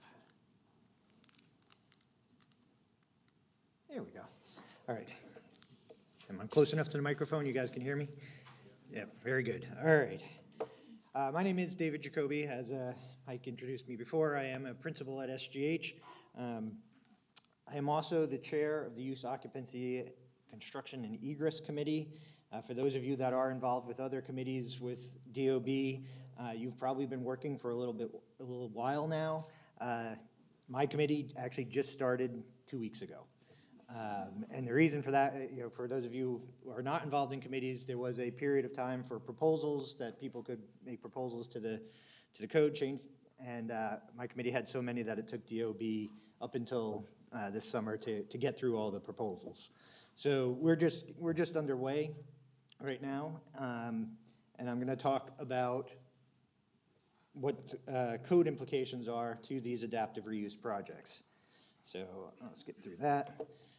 Wendy hit on the big issue right now is, currently, as you know, not, for any renovation in the building, New York City does not have an existing building code. We go backwards, right? We, in the 2022 code, in the administrative code, there's a section that says you can use the 1968 code. You get to the 1968 code, there's things in there that say you can keep going backwards. And that does apply to what we're talking about today. So there is an optional use of the 1968 code. I hope everybody in this room is familiar with this section of code already, but there's 20 exceptions, right? So you can go backwards to the 68 code, but you can't for mechanical, electrical, plumbing, fire, accessibility, some roof things, elevators, right? So there's a list of 20 things there that, so as part of our adaptive reuse, we're gonna have to bring certain things up to current code. And when we were looking at that, the 68 code was kind of all-inclusive. It just, everybody here hopefully is familiar with the fact that the current New York City code is, we have a building code, a mechanical code, the electrical code, fuel gas code, and as Wendy mentioned, the fire code separately. So if you're during an adaptive reuse, we can always choose to bring the whole building up to code, and then you'd be in one set of codes, but otherwise, you're probably gonna be using a mix of codes on your adaptive reuse. So when you start to look at your adaptive reuse, there's several issues that come up over and over again. The first one is construction type, and on some of these large buildings that were done downtown, construction type's not going to be really an issue. But when you get to some of these smaller buildings that Wendy was talking about, we have to be careful because, well, you can't really read that. But a business building generally has a larger allowed area than your residential. And so when you're looking at some of these smaller buildings, one of the things first things you got to look at is the construction type and make sure that you can actually fit your residential building inside the building that is currently there. The other one that comes up is all these NPs. It's not permitted. Basically, today we have to sprinkler a residential building, and we have to have ratings between, at least a 1 hour rating between units. And so that's why the type 2B, type 3B, which are non-rated buildings, are not permitted. So if you have an older building that is a 3B, you're going to be doing some upgrades to bring up your ratings. And then I'm going to touch on some of these other ones as we go through, egress and rated corridors, fire alarm and sprinkler, light ventilation, facades and shafts. When we're going through the building code, as I said, there's those list of 20 exceptions. And then when you get into the 2022 code, you have additional allowances, if you will, actually in the current code. And you can see it on the bottom here. So when you're looking at fire protection MEP systems, in the first chapter, the admin chapter of each one of those codes, there is a prior codes section. And I'll talk about some of the specific things that you'll find there, but you should know that exists. So if you're working in a prior code building, make sure you check out that first part of the code there. A couple of hard triggers that will make you bring the building up to current code is the big alteration, what James Colgate used to call the big alteration. This has been in the code for a while now. It's basically since we moved to the IBC base codes. And what that says is, this is if you are making an enlargement to your building. So for what I've seen for a lot of these projects, we're never gonna really trigger this, but the trigger is 110% of the area of the building. The area of the building is defined in the code because it includes the roof area and floor area. And if you take some floors down, you still have to count those, and then when you build it back up. But basically, if you double plus size your building, that whole building has to come up to 2022 code at that point. Other than that, you can end up in that mix area of, using the 1968 code, but it is going to force you into those 20 exceptions. When you get back to the 1968 code, something to keep in mind, for those of you that have worked in the city long enough, you remember the value of the building triggers, right? The under 30%, 30 to 60%, greater than 60%. That's actually still in the code. It was not deleted. So if you actually go back and look at a 68 code in the admin section, it's still there. So if we're dealing with an older building, and look, if we're doing an adaptive reuse like this, it's going to be over 60% of the value of the building, most likely. So you will have to bring that building up to the 68 code as a minimum. So if you're dealing with a really old building, a pre-1938 building, there are going to be upgrades just to bring you up to the 68 building code. So the financial triggers are still there. Looking at the systems in particular, at this point, our high-rise office buildings should all be sprinklered. But if we're in a low-rise building, you may have a building that's not sprinklered. You're going to end up having to put sprinklers into that building. When I said before, with the individual mechanical and electrical code and plumbing code, there are additional triggers in there. So if those are value-based as well, so value of your construction versus the value of the building per the finance department, right? So once you get to 60%, you're bringing that entire system up to code. Now, we're probably gutting these buildings. If there was a sprinkler system, you might be reusing the riser, and that's about it. You're probably going to end up repiping everything else. But if you wanted to go down that path of trying to reuse as much as you possibly can, the code is going to trigger you to upgrade that system. We will have to provide carbon monoxide detection. Residential, that's going to be required. If your project involves putting in a new stair, if you're moving your core around and you're putting in a new stair and your building didn't have standpipes before, it will have standpipes now. If you add stories, you will have to put standpipes into all of the stairs. So those things will happen pretty much regardless of what you're doing in the space. Looking at the fire alarm, again, your fire alarm system that's there is probably going to have to be replaced. Unless they just recently put in a new panel, it's probably not going to have the capacity for what you need when you switch over to a residential system. You may be able to do things like reuse wiring, but honestly, we're probably gutting this building, so you're going to bring that entire thing up to code anyway. But you can look at that. You can look at trying to reuse notification devices, smoke detectors and strobes and things like that. But chances are you're just going to gut it, and everything you do has to be to current code for the fire alarm systems. And then in some of these offices, you do find some specialty suppression systems. Most likely they're going to be removed depending on, you're probably removing whatever it was protecting before as well. For the sprinkler system, like I said, for high-rise buildings, in theory, all high-rise buildings are sprinklered at this point. You should be able to reuse, the fire pump, the risers up the building, but you're going to want to inspect them and make sure that they're in good working condition, make sure that your tank is in good working condition. You're going to need to test them. But beyond the riser, as I said before, you're probably going to end up replacing pretty much the rest of the system when you do that renovation. I have been involved with a couple projects where people tried to reuse the pipes and try to keep sprinklers, and it was a bigger hassle than it was probably worth. You run into problems with sprinklers not lining up with walls. Sprinklers ended up in walls. So you're really going to want to just redesign that system from the riser out. Means of egress is another common issue. Like I said, for the building construction type, one of the things, the difference between going from a business to a residential is the travel distance. So in a business occupancy, you get 300 feet of travel distance. In a residential occupancy, you only get 200 feet of travel distance. That's the same in the 68 code and the 2022 code. And so if you have a large floor plate building, that could become an issue with how far away your exits are from your units. On smaller buildings, obviously, that's not going to be a problem. The other problem that we run into on the older buildings is actually exit separation distance. A lot of times the cores are very tight and our exits are very close. But New York City, I should say, not New York State, if you're doing work in the city, we can use a scissor stair in a residential.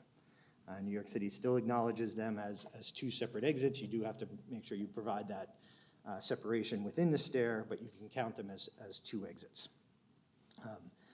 It's usually not a problem going from office to residential from a capacity standpoint. We typically will have less people on a floor. The only time it really becomes a problem is your amenity areas, right? People want to have the party rooms and amenity spaces, and so we have to be very careful about the occupant load in these spaces. New York City has, the allowance to look at some of these spaces as part of the residential, but when you start putting in, some of these larger amenity spaces, the occupant load could be a problem with the existing stairs, and so that's something just to keep an eye on.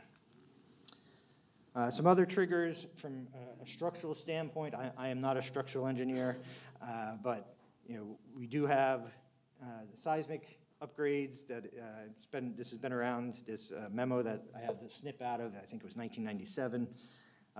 The main pieces here are if we're doing an enlargement and we're increasing the seismic forces on the building by 20%, then we're upgrading structure. So that means you're going in, opening up, if you haven't already done it, opening up the structure, enhancing connections potentially.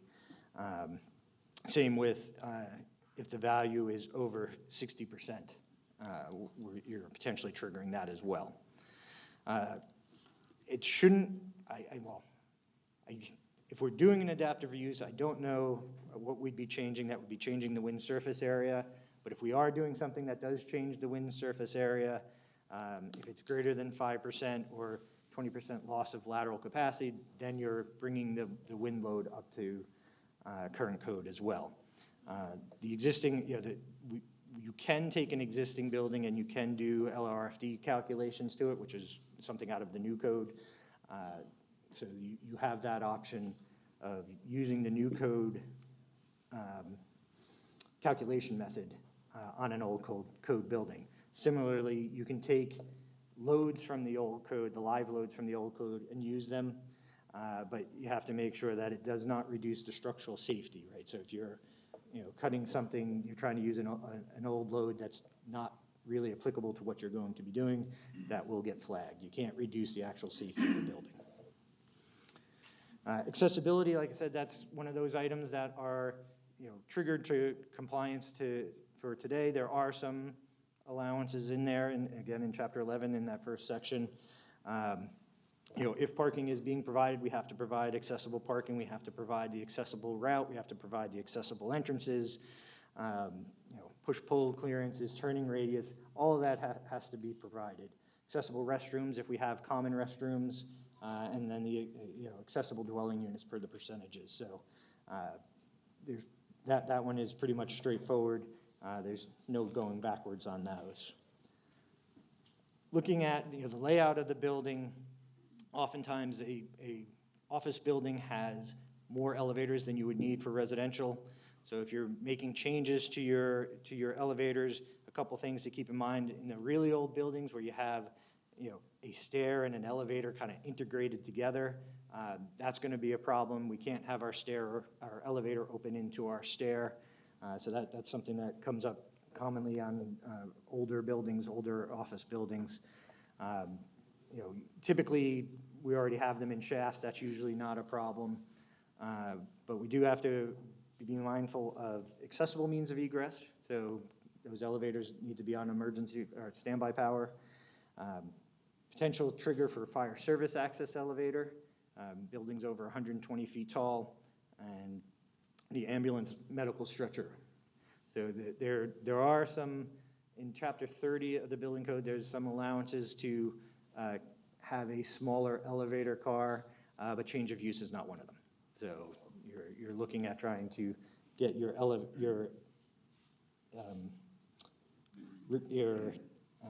what's the word I'm looking for?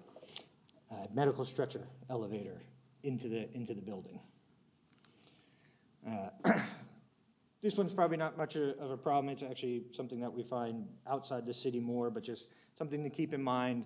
You do have to look at your exposures to your other buildings and look at the rating of your wall. That's probably already been addressed by the building that's already there, but if things have changed over time, it is something that you have to take a look at. Use of combustible facades, even under the 1968 code, there was a requirement for NFPA 285 compliance. Using those kind of materials are still going to get picked up by DOB. And the last piece that I have is just the existing building code, which we've been, Wendy mentioned it earlier. There were committees, their committee work is largely done at this point.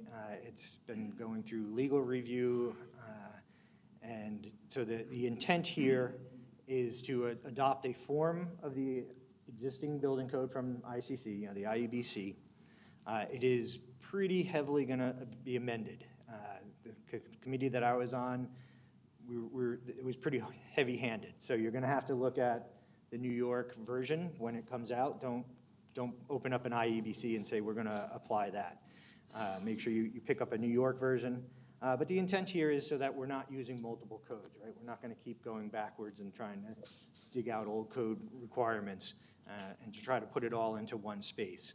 I'm not 100% sure what's going to come out of it, but the basic alignment, the version that I saw, we still have, if anybody's done IEBC outside of the city, there's a work area method, there's a prescriptive design method, and those, and then you have your performance method also, and those are still in there. But when you change occupancy, one of the things that's in the IEBC is this concept of relative hazard. And so there's actually 3 tables in the IEBC, and it's for different things. And so one is for means of egress, one is for construction type, and the third one is escaping me right now. But notice that each occupancy is given a hazard from highest to lowest. And in this case, your R's are in 3, for R1, R2, and your B is in 4. So you're actually moving up a category. And so going to an R in the IEBC is going up one level, and so it's going to trigger more things than, say, if you were going from a B to an F. So that's just a piece to keep in mind. When the IEBC comes out, hopefully it will make life a little bit simpler for everybody, but the approach is going to be slightly different than what we're doing today. And with that, I will turn it over to Jeff.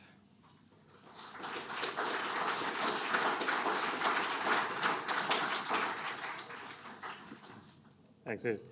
All right, so I'm Jeff Rios with AKF Group, a member of WSP. I'm a mechanical engineer focused on energy and have sat on the last several versions of the New York City Energy Code Council, or committee rather.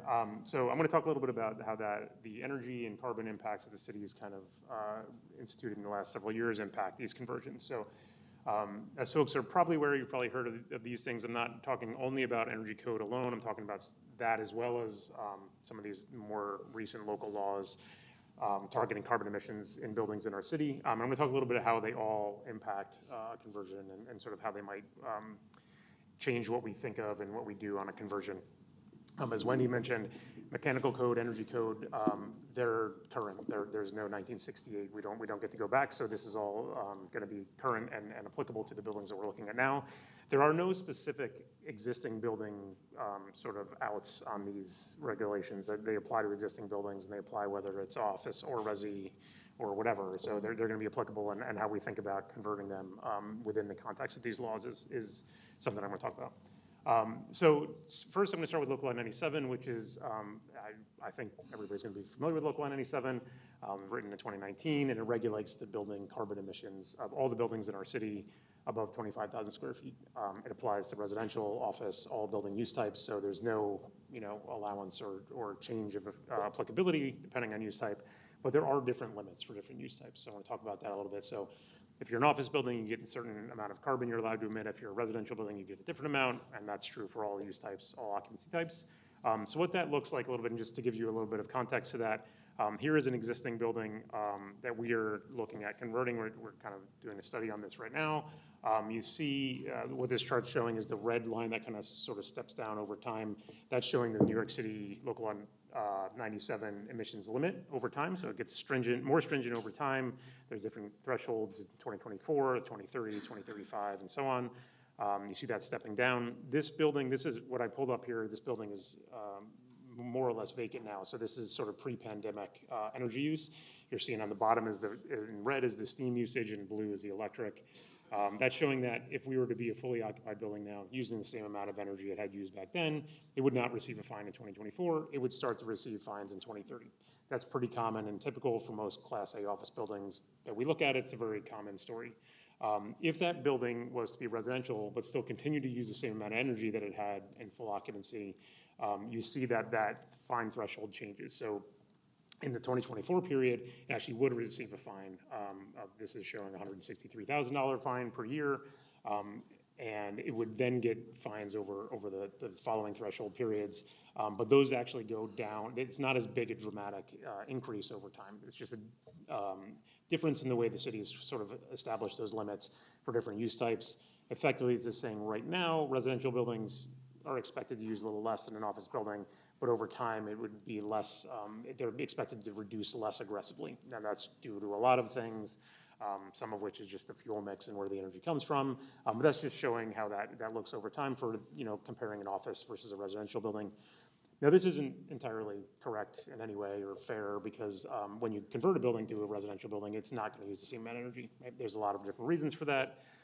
It's one of which is schedule. Obviously, it's occupied on the weekends and at night, and it has a very different use type, a very different density of occupancy and stuff in the building, and also the mechanical system. So what are we doing from plumbing, domestic water heating, service, thermal comfort, how are we conditioning the space and ventilating the space? So that has a big role in terms of the energy consumption and resulting carbon emissions.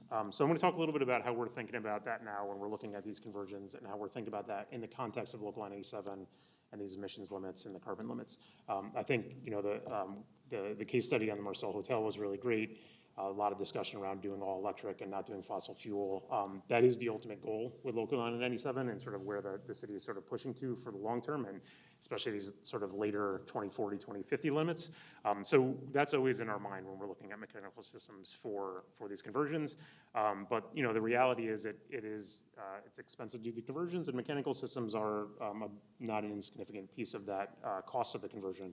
So what we're doing is we're trying to think about that. What's the best way to do this where we're addressing both cost effectively how to provide a residential building with proper systems, and also thinking about the future of carbon emissions limits and being a low carbon or no carbon building in the future. So we do think about that differently, whether it's a full conversion and just a total gut and the building's vacant and we're just going to take it over and make it all resi, or if it's a partial conversion, which is some of the studies we're looking at now, where maybe there's a long-term tenant in place for the bottom 15, 20 stories of a building, and you want to just convert the upper floors. That is a little bit of a different way to think about the systems type. It is a little bit more complicated. We have to maintain the systems that are there for that tenant to be in place for that period of time. So we're starting to think about that. When we're looking at a partial conversion, that conversation is really kind of starts with looking at what's there today, right? What is the existing system type? Is that something that's potentially applicable to residential? Is it totally not work at all? And we got to do double the systems. Hopefully it's something that we can reuse to some degree. There's a couple, the first two bullet points are sort of, I think, pertinent. Does it have a Con Ed steam connection? Is it heated via Con Ed steam? Largely speaking, the way to decarbonize a building and electrify a building is the challenge is looking at the heating and domestic hot water production for the building. So that's really a focus, is how do we do that efficiently, both today and in the long term. We're going to look at if it has a condenser water system. If it does have an existing condenser water system, that has to be maintained in a partial reno. It's very often going to be the most cost-effective solution to reuse that system. Condenser water is the source for many of the residential buildings, new residential buildings we've done as a firm in the last 20 years, providing water to water source heat pumps that cool and heat the apartments. It's an effective system. It's pretty efficient. It's pretty cost effective, especially if you've already got a condenser water system. And it's something we're definitely looking at if that system exists in an existing building. The challenge with that from a carbon standpoint is it does need a method of heating that condenser water loop. It needs to provide heat to the loop so that the apartments can then do the remainder of the heating. One of the things we're thinking about is just looking at what's the existing heat source for the building. If it is Con Ed steam, we're considering that as a viable path to just add some heat to that condenser water. We're still going to be using on the order of 2/3 less steam than if we just did a fully steam heated building. So we're reducing the steam consumption, and we're doing more of it with efficient electric. And it's honestly, it's just a cheaper way to go about it, right? It's a cheaper solution for capital expenditure. And then we're thinking about, well, in the future, that's a nice solution today, but in the future, what does that Con Ed steam grid look like, both from a utility cost standpoint as well as carbon emissions? There's a lot of debate in the city right now, and Con Ed is looking at really trying to green their system, looking at things like industrial steam generating heat pumps to make it a clean steam system. If that happens, then we're in great shape and we just would keep that connection. If that somehow doesn't happen, or if the utility costs of that grow dramatically, what we're thinking about is how do we do that? How do we prepare for future electrification of that condenser water loop? And we're looking at things like saving space, saving powers, conduit risers to a potential air source heat pump or electric boiler that may be able to supplement that in the future. Again, those are maybe costly today, but we're making sure we're not designing a building that's going to be screwed in 15 years, right? So we want to make sure that there's a pathway for that in the future. If we're looking at a full conversion, so it's a total gut of the building and full transition to residential, it becomes a little bit of a different equation.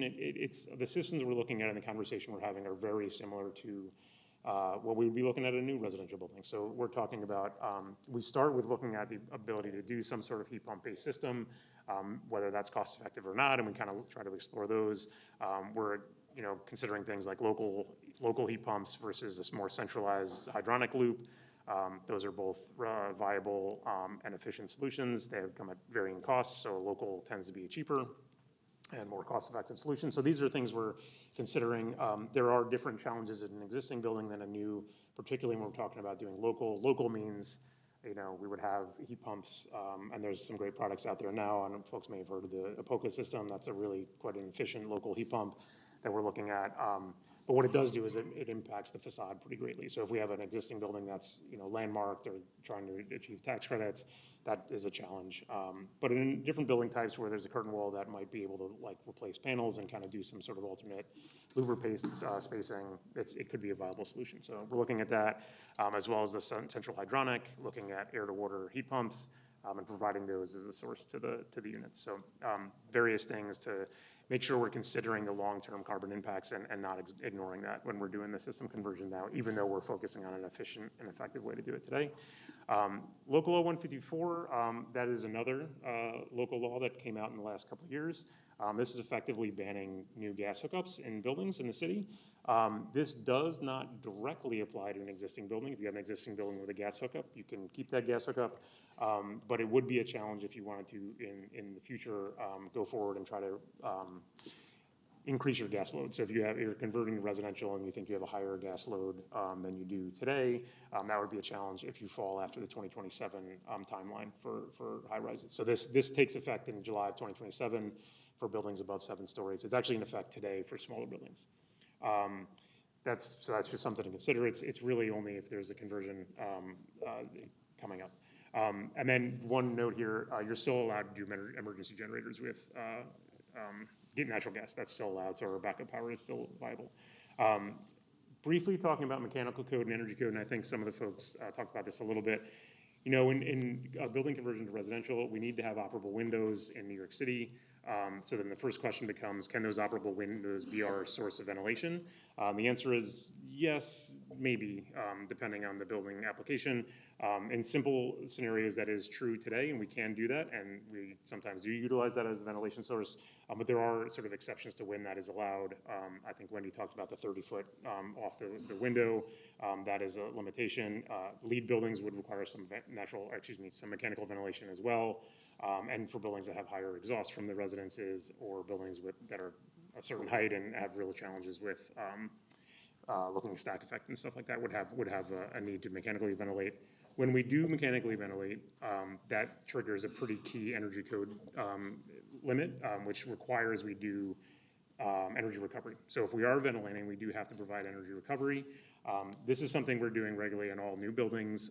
Within an existing building, it does become a little bit of a challenge in terms of making sure we can fit it and finding a space for it, finding transition or distribution pathways for central ventilation. And if we're doing local ventilation at sort of perimeter pockets around the facade, that becomes a challenge just with placing them and placing intake and exhaust. It has to be very carefully examined with where these can go. But they're all doable things, and it's just those are the two, I think, key energy mechanical code triggers for a conversion is the ventilation piece and as it relates to recovery. And then I will close with the City of Yes and sort of the new zone green allowance, which is coming out. For a new building, requires an all-electric building and a pretty significant energy reduction versus the current code. This is pretty challenging. It can be done, but it's something you really need to think about early on. If you're doing a conversion, so if you're looking at just an existing building, you can get this zone green allowance and the additional FAR with just making that building an all-electric building. So if you're thinking about a building that it might be sort of makes sense to add a floor to the building, then this could give you that additional zoning square footage just by converting that building to all electric today. So this is like it's a pretty big win if you're in a certain sort of classification of building that this might make sense and you're trying to gain extra square footage. So that's all I got.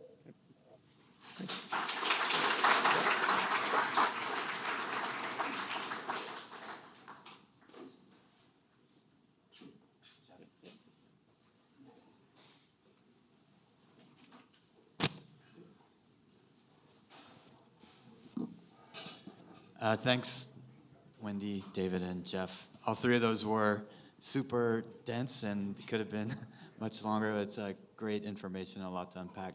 We have like about 10 minutes left, so I'm just going to ask one or two quick questions so that there's time for the audience to have questions. I just want to ask, I think this might be more to you, Wendy, because like you're saying, it seems like every building is getting scrutinized to be converted from office to resi, and I know you've looked at a lot of them, and you talked about how like you may have these spaces in the building that may not necessarily work as residential, or you might have a depth where you have to kind of creatively plan residential. So when you're doing this, do you see some kind of like trigger, like, oh, like a percentage of non-residential area that it kind of doesn't work, or are you seeing like, what are some creative ways you're seeing to help plan out these conversions? So I think it's a combination of both. So first, you start with a basic new construction. We start with this 30-foot deep unit, kind of maximum. So then kind of like alter that. There's some flexibility for these conversions where you could have slightly deeper units. You could have spaces that are kind of open to other spaces. There's a different ratio of kind of like rooms that you could have if you want to have a kind of more open alcove kind of in the back. So I think first we start by seeing what's the maximum depth. You also have to look at like the column grid and if you're keeping the facade, and try to determine the maximum depth for the unit that could be viable, both from a code perspective, but also just from like a leasing or, kind of other a value perspective. And then we kind of see what's left. So buildings that have maybe like 3 frontages, on a street are going to have less of that dead zone. Buildings that have, are more constrained, sometimes have less. Sometimes there's like a small courtyard, and normally you have to have a pretty large one in a new building to have light and air, but there's some special provisions also under the multiple dwelling law and this more flexible zoning that one could do. So then we kind of see what's left. We try to minimize, kind of that purple space that was in my diagram. But then we also think about like how could we add value there. So if you add like tenant amenity space or kind of maybe flex space for storage that's on your floor, it's not as valuable as an apartment, but it's still a way to generate some revenue at least. I don't think there's, we're not as involved in kind of the finance side. So I don't know like if there's like an exact kind of number for that, but obviously like the more that you could put in the units, the better, but also you have to be careful to right size the unit, not just put an area that isn't gonna like generate revenue as well. Thanks, Wendy. Wonka, this is more something that you were talking about, Jeff, about taller buildings and then natural ventilation, and that it may not work once you're getting up to the top and stack of it. Could you kind of explain like the process of how you understand that and That's a great question, and it's a very difficult answer. So there is some language in the current mechanical code around you're allowed to do natural ventilation and not provide mechanical if you're below a certain pressure plane. So like where you're going to limit the amount of stack effect you have. So that's something that is quite honestly not very well enforced in terms of how that really plays out. The reality of it is, though, what that means is if you have a super tall building with lots of open windows, you're going to have a nightmare of stack effect issues. You're going to have doors that can't close or doors that are closing when you don't want them to. So we're trying to manage that in terms of, on a building over a certain size, we're very often recommending mechanical ventilation just for the pressure differential. Forget about even just occupant health, although it obviously helps occupant health. So hopefully that's a quick answer to that. Yeah. We have like 5 minutes left, so I want to open it up to the audience to ask questions. So this is directed mostly to David. Could you discuss some of the implications, fire code implications of introducing atriums and light and air shows? Implications of, atria, if you introduce a new atrium and if it's over 3 stories, right, you're going to end up with a smoke control system. That's probably the biggest impact that you would have. This is a life safety system. You're going to typically have supply and exhaust fans. Maybe you might be able to use operable doors for supply, but that's going to drive a shaft down the building, for the exhaust as well. You're adding fan size, and then the controls and everything that are associated with that. If it's just a light shaft, can't think, as long as you're not covering it, it's actually a light shaft. If you're putting a skylight over it and you're creating that shaft, then you're going to run into problems with creating a shaft in the building and 2-hour rating. You want glass, you're going to have 2-hour rated glass. It's probably what you're going to end up with. Oh, yeah, we were talking about that before as far as, getting your light and ventilation. You have to have, that courtyard has to be big enough to qualify. Otherwise, you don't, it's just light, not ventilation. Just a question. Is the city going to allow high-rise timber construction as you're going into the city of Yes to maybe lower the cost of building new housing? High-rise, what? I missed. Timber. What a great question. So, short answer is yes. The longer answer is it depends on what you're doing, what you're trying, how much timber you're trying to use. The new code does have CLT, mass timber in it. There are not as many allowances that you would see in like a current IEBC, current IBC. We don't have the 4A, B, C option yet. I will tell you that the fire department is still very concerned about its use in the city. So, if you are thinking, am I going to build an 18-story high-rise out of mass timber in New York City right now? I'm going to say probably not. Kind of like 8 stories, I think. Yeah, It's like right. 85 feet. It's kind of tough right now. Right. Which is a good start, but you could go higher. Question for Jeff. You mentioned on one of your slides, it's an operable window. Does that provide light and air? And you said sometimes, not always. Are you referring to like whether it's a legal light and air for those windows? That's why it's sometimes or sometimes not. Yeah, so I was referring specifically to the ventilation that window can provide. And what I meant by that is there are certain requirements depending on what you have. Like one example being if you have occupied space beyond 30 foot from the perimeter, you need to have mechanical ventilation for that space. And there's other implications, like if you were trying to pursue LEED for your conversion, LEED has different regulations than does the New York City building code and would require mechanical ventilation. So does that answer? It was more specific to the mechanical ventilation versus natural ventilation question for those windows. Okay. And for commercial to residential conversions, can mechanical ventilation, can that replace natural ventilation? It can replace the ventilation, but you still need to provide the operable windows. So it's sort of like you would have both. You can, if you're struggling to meet the open operable area for natural ventilation, you can provide mechanical to do that, but you still have to have the windows. Okay, thank you. Two more questions. Sorry. So 10 years ago, we helped a client do a cogeneration plant, and then he told us that all of a sudden, now with the new regulations, he was going to have to pay a fine to operate it. Has anything changed with that? It's a good question. Generally speaking, that's true. There in the last several weeks, there was some guidance issued by the city on Local 197's application of cogen, which will make it a little less, they'll be less penalized. There's some allowance in the short term when the cogen system actually is helping the grid at its current state that'll allow that. But long term, that is probably the theme remains. It's just that I think it was 2 or 3 weeks ago, this guidance, a rule was issued that dictated how to apply cogen systems. If that answers it, and it gives you a little bit more. It's not as harsh, so you get some benefit from it. Anyone else? From the peanut gallery, you mentioned the conversion of office to residential on Local 107. Are you typically finding that buildings are having a harder time complying when they convert, or because they have to update their systems, it's actually easier? I don't know that there's a singular answer to that. I think it would depend on what they do. I think by virtue, if it's an existing building now that had older systems and they're converting to something new and they're conscious of it, it's likely that they will have less likelihood of a fine. Because all the systems they're putting in are up to current code and they're doing something that's newer and going to be more efficient than an old office building. So that's not exclusively true, but I think that is likely to be the case.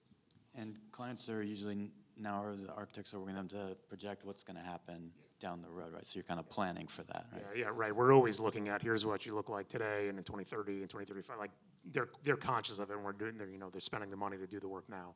Yeah. All right, thank you so much, Wendy, David, and Jeff. Much appreciated.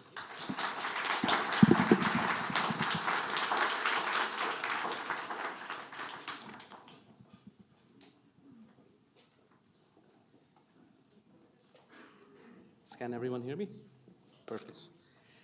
So we will be beginning our session 3 right now. Good morning, everyone. This is a great event so far. My name is Kushnav Roy, and I work as an enclosure consultant at Walter P. Moore, and also a member of the Building Science Committee. In this session, we will be discussing the creative conversion of 55 Broad, the highly anticipated office to residential conversion in the financial district. The project is designed by Setra Reddy and is one of New York City's largest conversions. I would like to introduce our speaker. Joseph Gibran is a principal and international group director at Setra Reddy with more than 35 years of experience working. Is it through this one? Yeah, sorry. Oops, sorry. There you go. Joseph Gibran is a principal and international group director at Setra Reddy with more than 35 years of experience working in design, construction, and real estate. Joseph brings unique expertise and extensive experience in local and international development, having led small and large-scale projects in both urban and non-urban environments. And he has also managed complex projects, particularly large-scale commercial to residential conversions. Welcome, Joseph. Our panelists today, Edward McCune. Edward McCune is a principal at FMC Engineering and an HVAC design engineer with 38 years of experience in mechanical engineering and project management.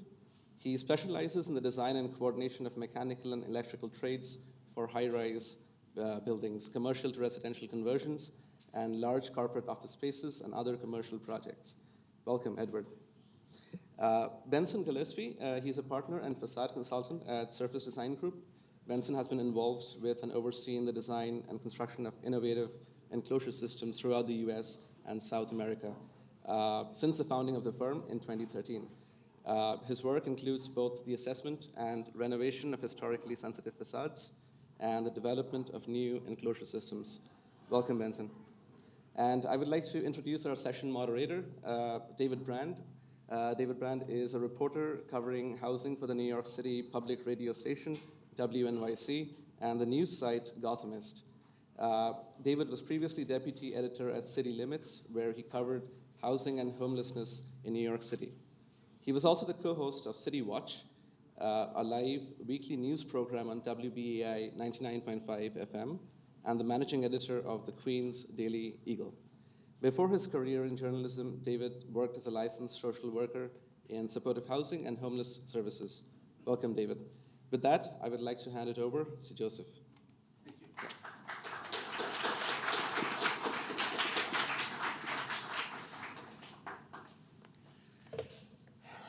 Hi, everyone.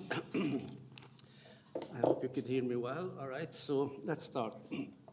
Today, I'm going to do an introduction for one of our conversion project, which is 55 Broad. If I'm doing this one correctly, yeah. 55 Broad building, it's 1967 Emery Ross building when he designed it for office building.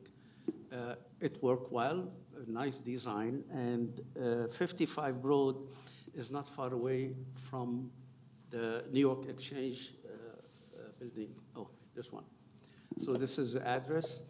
And I would love to mention, you know, we've been involved in a lot of conversions, specifically in the downtown area. As everybody knows, there's a lot of conversion going downtown. We have conversion building over 1 million square feet.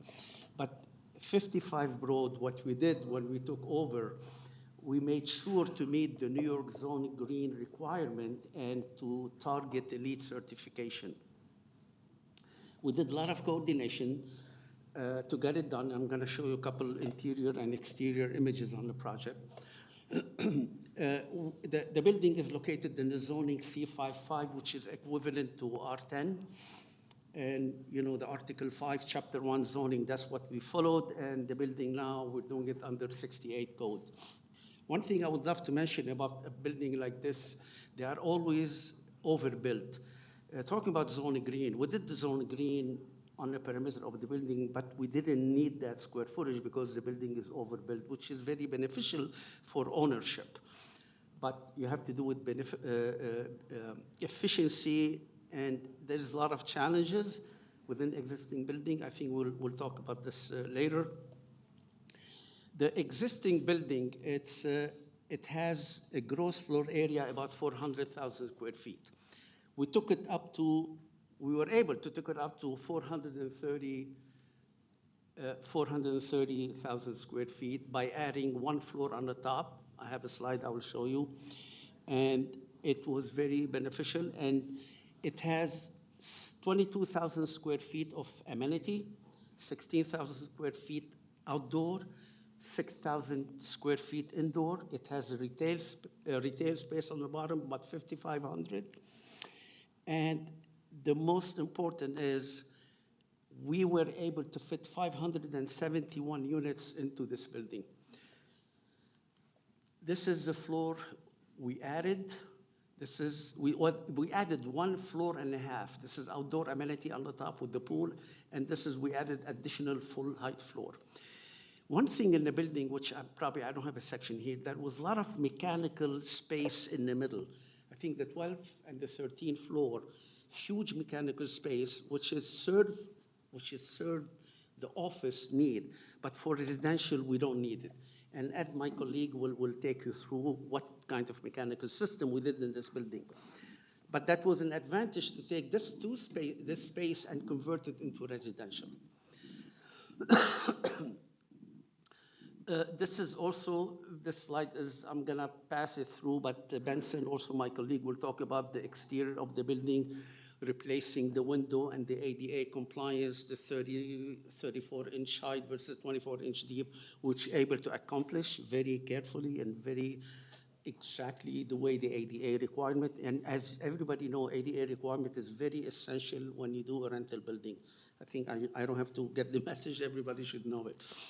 And this is the new, the new facade. Okay, the building is divided into 3 tiers. The first tier is about 21,000 square feet, existing and new. You might, everybody know that always when you have a deep floor plate, we provide home office. It should be kind of typical in some of these buildings. And Elevators, we took a lot of elevators out not needed for residential to make it more efficient and very valuable for ownership. So this is the first tier, it's about 21,000 square feet. This is the second tier, we have a terrace. This is about 14,000 square feet. I'm gonna go back. In the first tier, the home office on the first tier is about 15%. On the second tier, we have also home offices, but less, is about 10%. On the third tier, which is very efficient because we didn't have to do home offices about, I think, 1%, this is about 9,000 square feet. Now, the building in total, sorry, I'm gonna go back. In total, the building, how we divided the 571 units, we have 49% studios, 43% one bedroom, 7% two bedroom, and 1% three bedroom. I think that's, you might find it in most of the conversion, you know, they target mostly the ownership, the studio and the one bedroom. This is what the market is. Moving forward, what we did on the interior, and that's extremely very important, we tried to preserve as much as we can from the existing building. The building has a very nice commercial lobby. So how we could take it and modify it and keep some of the material in. What we did is the floor, the terrazzo, that's existing. The marble walls, existing. So we worked around them to create that beautiful lobby with the new desk and so on. So that's very essential for the client, and they were very happy to preserve some of the important element in the building. This is a library adjacent to the lobby, and the stair here on this beautiful stair take you down to the amenity, which is in the cellar. This is the amenity. This is the overall amenity floor, and we have here a small conference room, meeting rooms on the side, and we have, you know, a full-size, you know, table. And this is the stair coming down. And we have, you know, like a bar, pool table, and then the gymnasium. So this is basically most of our interior.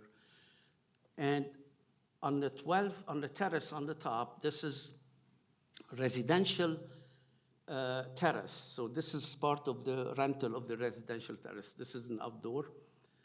And on the top of the building, where I showed you, we added half a floor.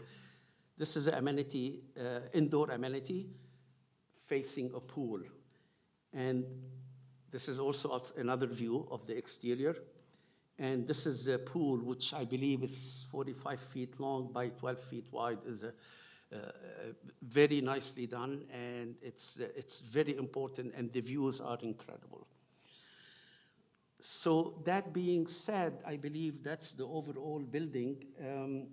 The building right now, we're almost 70% in construction, and as I mentioned, we're aiming a LEED certification, and we're looking forward to get it and move forward.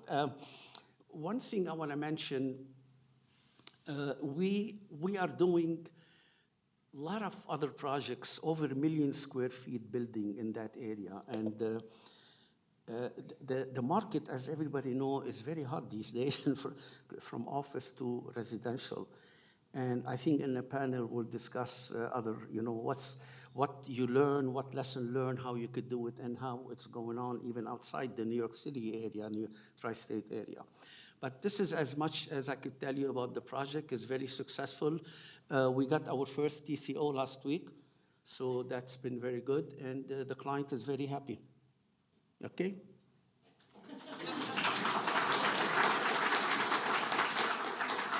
and we're happy as well.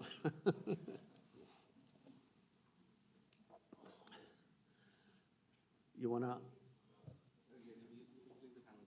Yeah, yeah.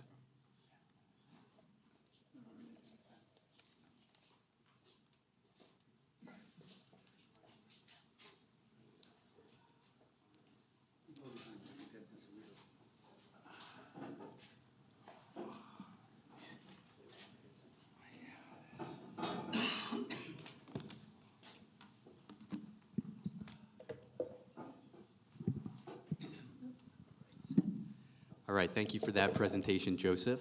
As I said in the introduction, my name is David Brand. I'm a reporter covering housing for WNYC, public radio station here in New York City, and also the news site Gothamist. So I got to do a little plug for our work and for myself. I look out here, a lot of people involved in housing, obviously. Please reach out anytime. My email is dbrand@wnyc.org. I got to get that out of the way. It is cool to be here, though, because I went over to 55 Broad Street to report back in the spring, and it's kind of one of the coolest things about being a journalist is getting to go to places most people don't get to. And so I put on the hard hat, I rode up in the hoist, talked with the workers, went into the basement and saw where they're making kind of amenities, a big yoga space where they laid out this cool staircase design. Kind of felt like George Costanza that day, you know. But yeah, we got a good panel here. We have some great panelists, so let's get right into questions. Joseph, let's start with you. What were the existing conditions of 55 Broad? I'm sorry, Existing conditions. Well, a good question. From an architecture point of view, although I have a logo. From architecture point of view, most of these office buildings are steel construction. And the steel construction, we're facing live diagonal bracing within the floor. So that's something challenging for us to do the planning. I could go a little bit more in detail. The basement, the cellar has a pressure slab, which usually you don't want to penetrate. And this is something could elaborate on this one, how we were able to get around it. The most important is try, as I mentioned, to preserve as much as we can, not adding more structural into the building because it's very, very costly, and we're able to do that, taking some elevator out from an existing condition. And in some of our building, we didn't do it here. We cut down the slab to reduce that deepness of the floor plate.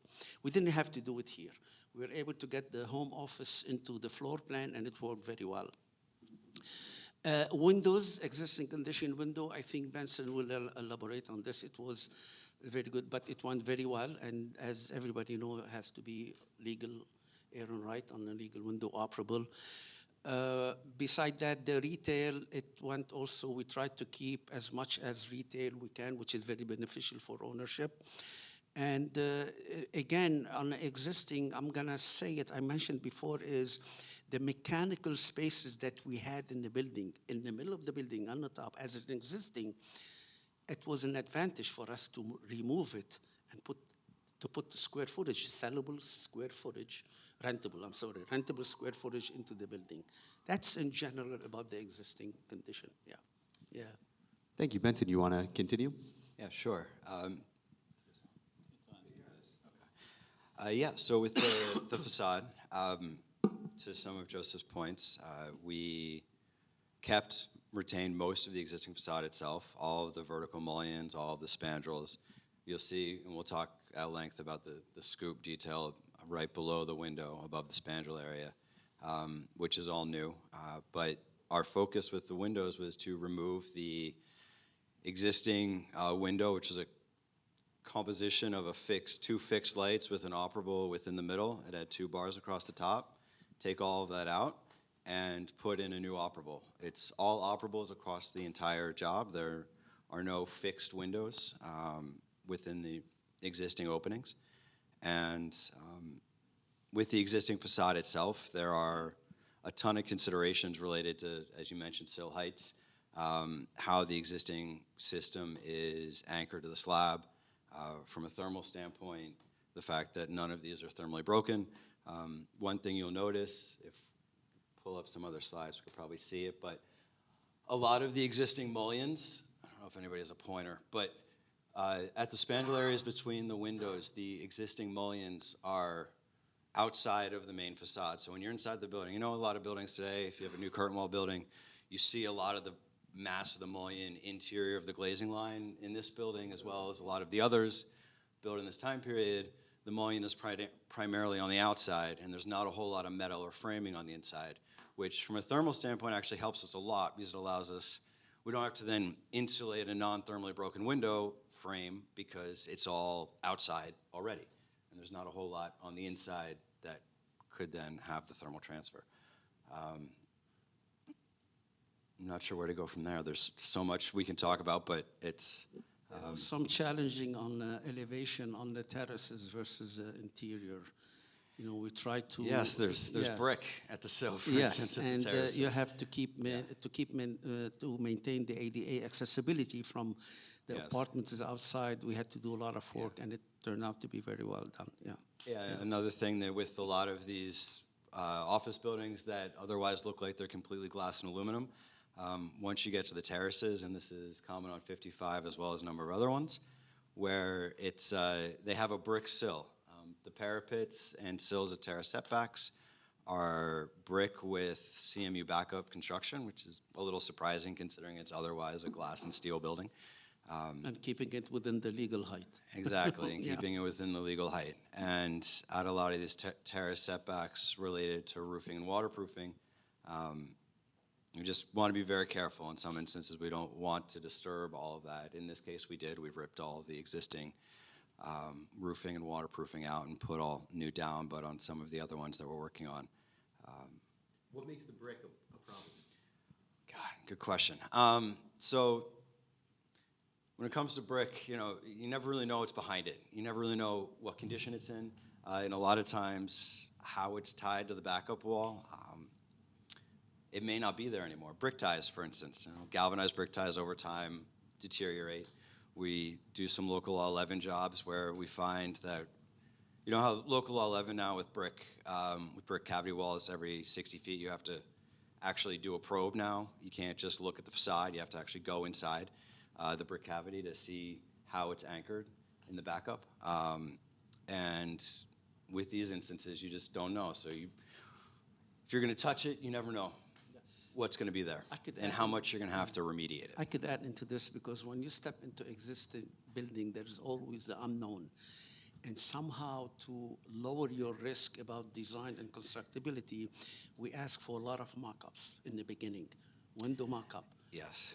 Terrace mock-up, a slab mock-up. What's the structure of the building? Yeah. And a lot of probes A lot as of well probes, yeah. as a part of that mock-up process. To go there, yeah. we rip out all the interior finishes, we rip off related to the facade, any trims or what's going on inside. Sometimes we take a piece of glass out before we even get to the mock-up phase, but yeah, it's a big One additional things about existing, there was an existing tenant who who had a long lease, not getting into the detail. They were in the building while we were designing it and constructing it. But the way we do it, we didn't design based on the existing tenant.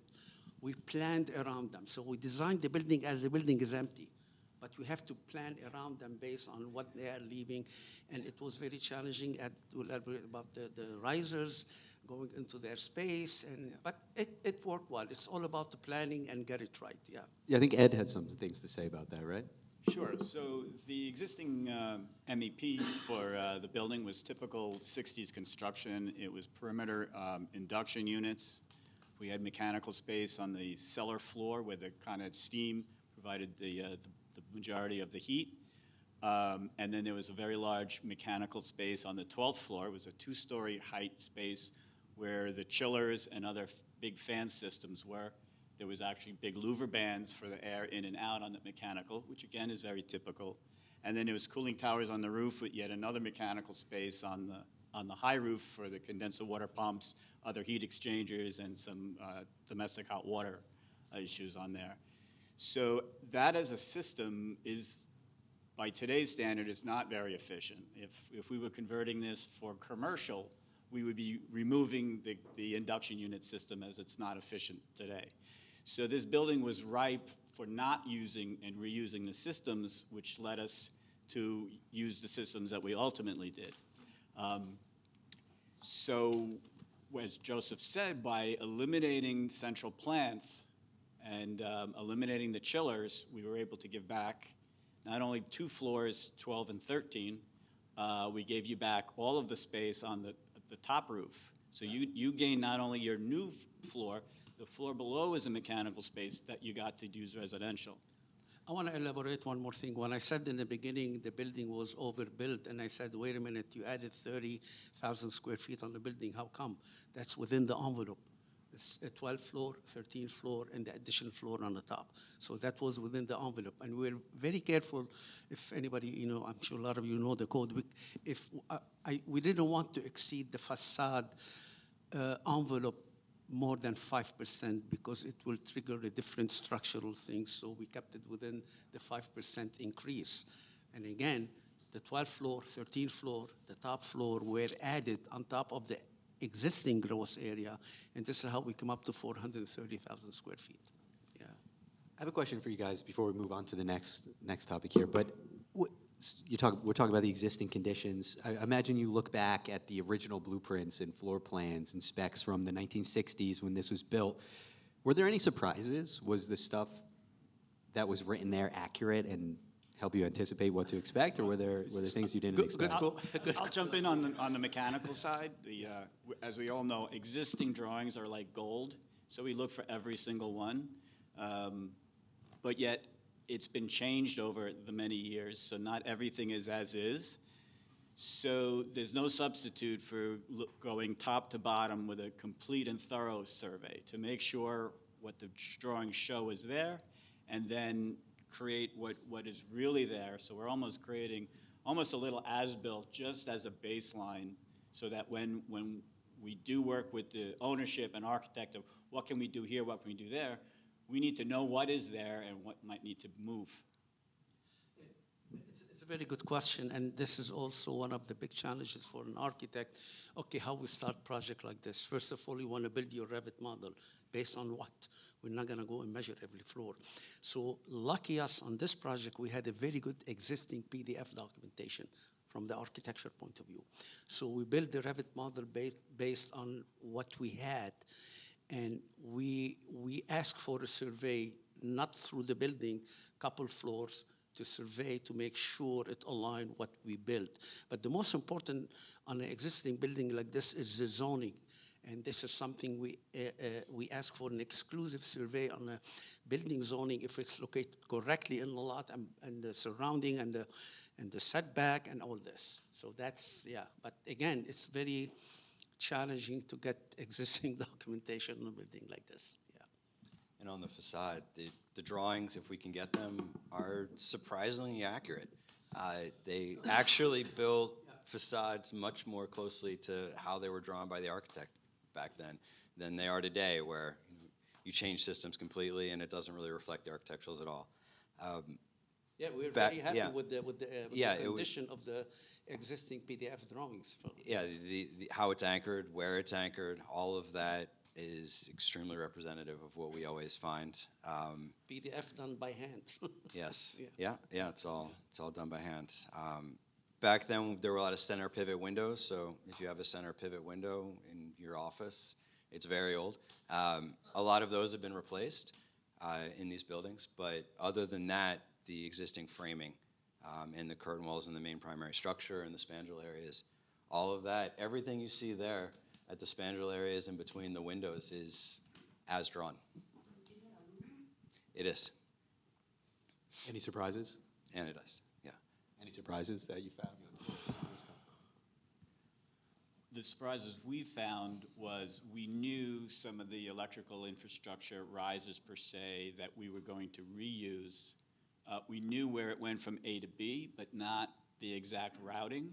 And until we got into construction and opened things up, and we discovered that something was 3 feet this way or 4 feet that way, created some challenges architecturally to make sure, do we relocate it to maintain architecture? And that's the give and take to, if we can move a wall, make it work. So even after thorough survey, until you're demolished and see exactly where everything is, you're always ready for a surprise. It's a good team effort. A good point, Ed, because a project like this is an ongoing coordination, because there is a lot of things during construction, during 20% construction. So it was ongoing coordination to get it correct, and we did it. Yeah. The only surprises for the facade are how much different we build facades and anchor them to the building today than when we did 60 years ago. The anchor assemblies, the framing is so much simpler than what we do now. But it's the same across all buildings, so not really surprised after you've done a few, but initially it's always surprise. It's a nice learning experience for our staff, actually. I mean, beside the operable window, we kept a very good sized window in the apartment, as you can see, Yeah. which is very important as well. Yeah. Let's move on to another question. Joseph, you had kind of brought up the presence of tenants in the building. Yes. How did that affect things architecturally? Architecturally, it didn't affect a lot because, again, as I mentioned, we designed based on an empty building, but we planned it differently during the construction or during waiting for them to evacuate the building and so on.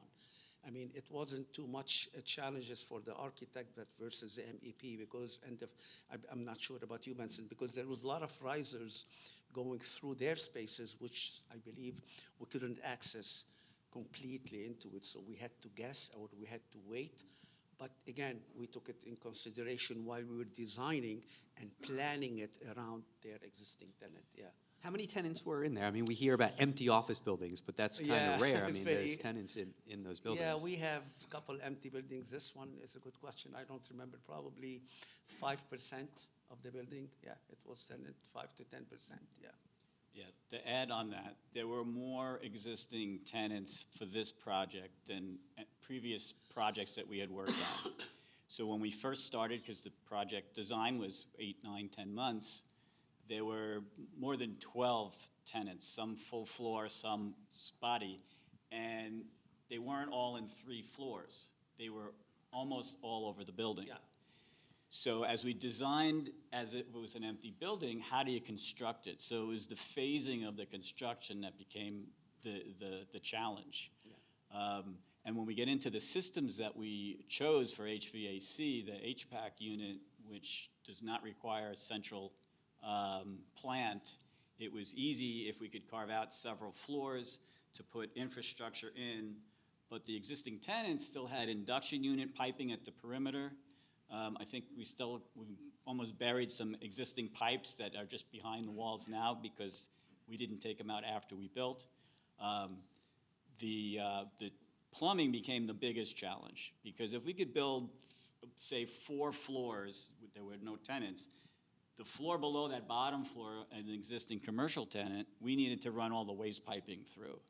So there was a lot of after-hours work for the plumbing on the floor below and that infrastructure. So not only did we need to keep each tenant, commercial tenant, active, then we needed to also make sure that we could flush the toilets on that floor that was adjacent to it.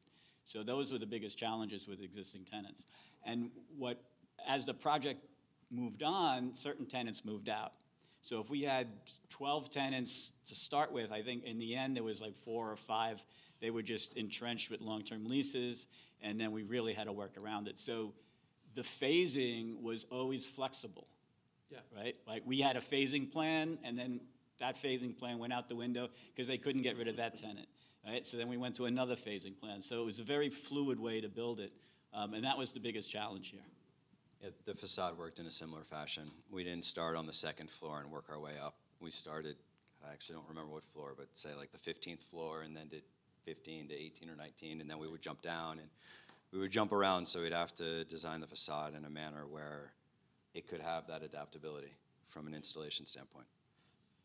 I would just say, from a reporter's perspective, I've done a few stories and a few features for AIR about these office conversions, and I've been hearing from commercial tenants who say, we're hearing rumors of our building is going to be next, and what does that mean for us?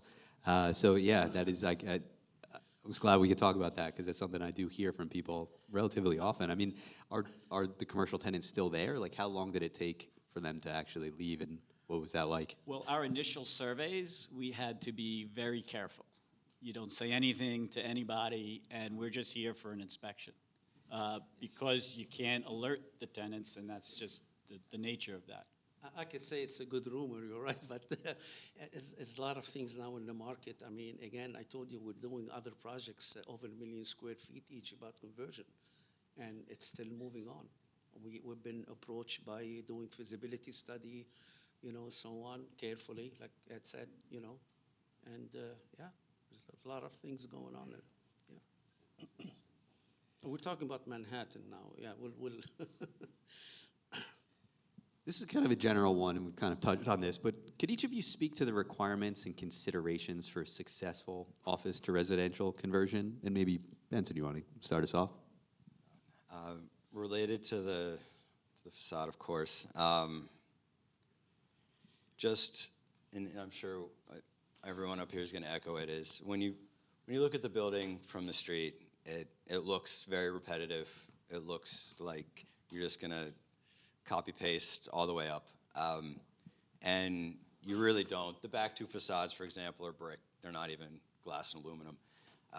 But you would never know from the street, really, and you can't even walk around to those other two sides to see it. I don't think any of our images even show it. So it's, initially I think everybody thinks it's a lot, I don't know, easier, for lack of a better way of putting it, than it really is. I think I can speak for all of us that it's a lot, it's actually more difficult. From an architecture point of view, to make the project successful for ownership and for us and for everyone, we have to meet the expectation of ownership about how many units I could have in this building, what's the unit mix I could have. And we do our due diligence very carefully. I mentioned in the beginning, we don't need this elevator, let's take it out, let's use that space instead. We might use it as a storage or a bike storage. We have them on upper floors.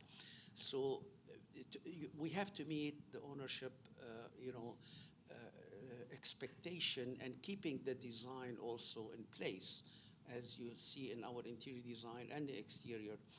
So this is how successful the project will be, not only for us, as for ownership as well. I mean, I look at it both ways. It's a two-way communication. Not only the architect, I did the great building, but ownership should be happy, and his pro forma should work very well, and is doing very well. So that's very important, yeah. Right, yeah.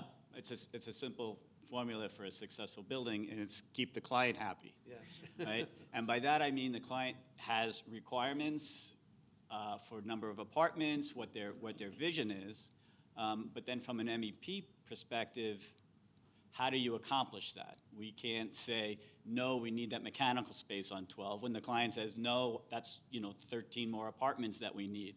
What are the alternatives to MEP that we can accomplish the goals? So it's about being flexible, having essentially every system or idea at the disposal, and then discuss with the client and the other partner's architecture to find what is the best way forward, where everything is a compromise, with very good and sophisticated clients, when they understand that pipes take space, a piece of duct takes space. So to make it efficient and cost effective, you have to give and take. I will add one thing: is you cannot compare unless you know the difference, right? And oh, I'm sorry. Yeah. You cannot compare unless you know the difference. If you work with the developer that they already did this before, it's very, very good, because they will open your eyes on something probably we didn't know, we missed it or something. I mean, I find it very important. Yeah, I mean, I see differences working with people who already did this before, been in the market for years, and some new one. But it's always, we're student and instructor in our career, so we educate them. Sometimes they could educate us. And at the end of the day, the project will be successful by doing that. Yeah. Right, but even clients that may not have done this before are just starting this because it's very, very popular these days to do. It's still give that give and take, and then take the time to explain if they didn't see this before. Well, this is why. This is what we did on another project, and it was successful. This might be the solution here, yeah. And to take the time to walk the ownership and the design team, if they don't know, educate them, so again, they get what they expect at the end. How did this project compare to other ones you've worked on? I'm sorry? How did this compare to other projects you've worked on from a difficulty standpoint? I mean, you're talking about 55 Broad against other projects. I mean, the ownership here, they know exactly, they've been in the market for years, they know exactly what they were doing. The other projects, we had some difficulty convincing the client, you should do it this way versus that way, because we did it on other project. You know, that's basically, the only way I could explain it. Again, I'm going back to a developer who did already this, and the new developer, which we have to educate them on how things could be done. That's a little bit the challenges, yeah. I mean, it comes with it financial challenges from the soft cost and the hard cost. This is different subject. You guys want to take that one? Yeah, I'm going to use this opportunity to talk about the actual HVAC systems that we used, because it is unique at 55. To my knowledge, not done before in New York. Do you have the slide of the? Is that right? The one at the end shows the interior, but that is the unit. So we're using an HPAC unit, as it's called, from Paca, and they're a European brand, pretty much new to the U.S. And it's unitary, so it's through the wall, and that's where Benson came in, where we designed very closely to get the louvers in and out. So you might be thinking PTAC, which is inefficient. These are using the new refrigerants and the new, almost like a VRF system, but in one package. So it's very efficient. It met energy code, meets the LEEDs requirements. But what it did is we didn't need central plants. We had no piping to it. We didn't need a cooling tower. We don't have boilers or Con Ed steam now, because we removed the Con Ed steam. So when we built, and we knew this job was going to be very in stages because of the challenges of the existing commercial tenants. So when we were able to clear out the floors, we could go in. We had the HPACs at the perimeter. We did a domestic hot water heater in each apartment. So really the only infrastructure to the apartment was electric and a cold water line. So it made building each unit not quite modular, but very unitary, so that you could build 2 floors here and 3 floors there without needing to wait for the cooling tower, which happens on other projects. You added a floor, so the cooling tower, we worked around it for a while. Yeah.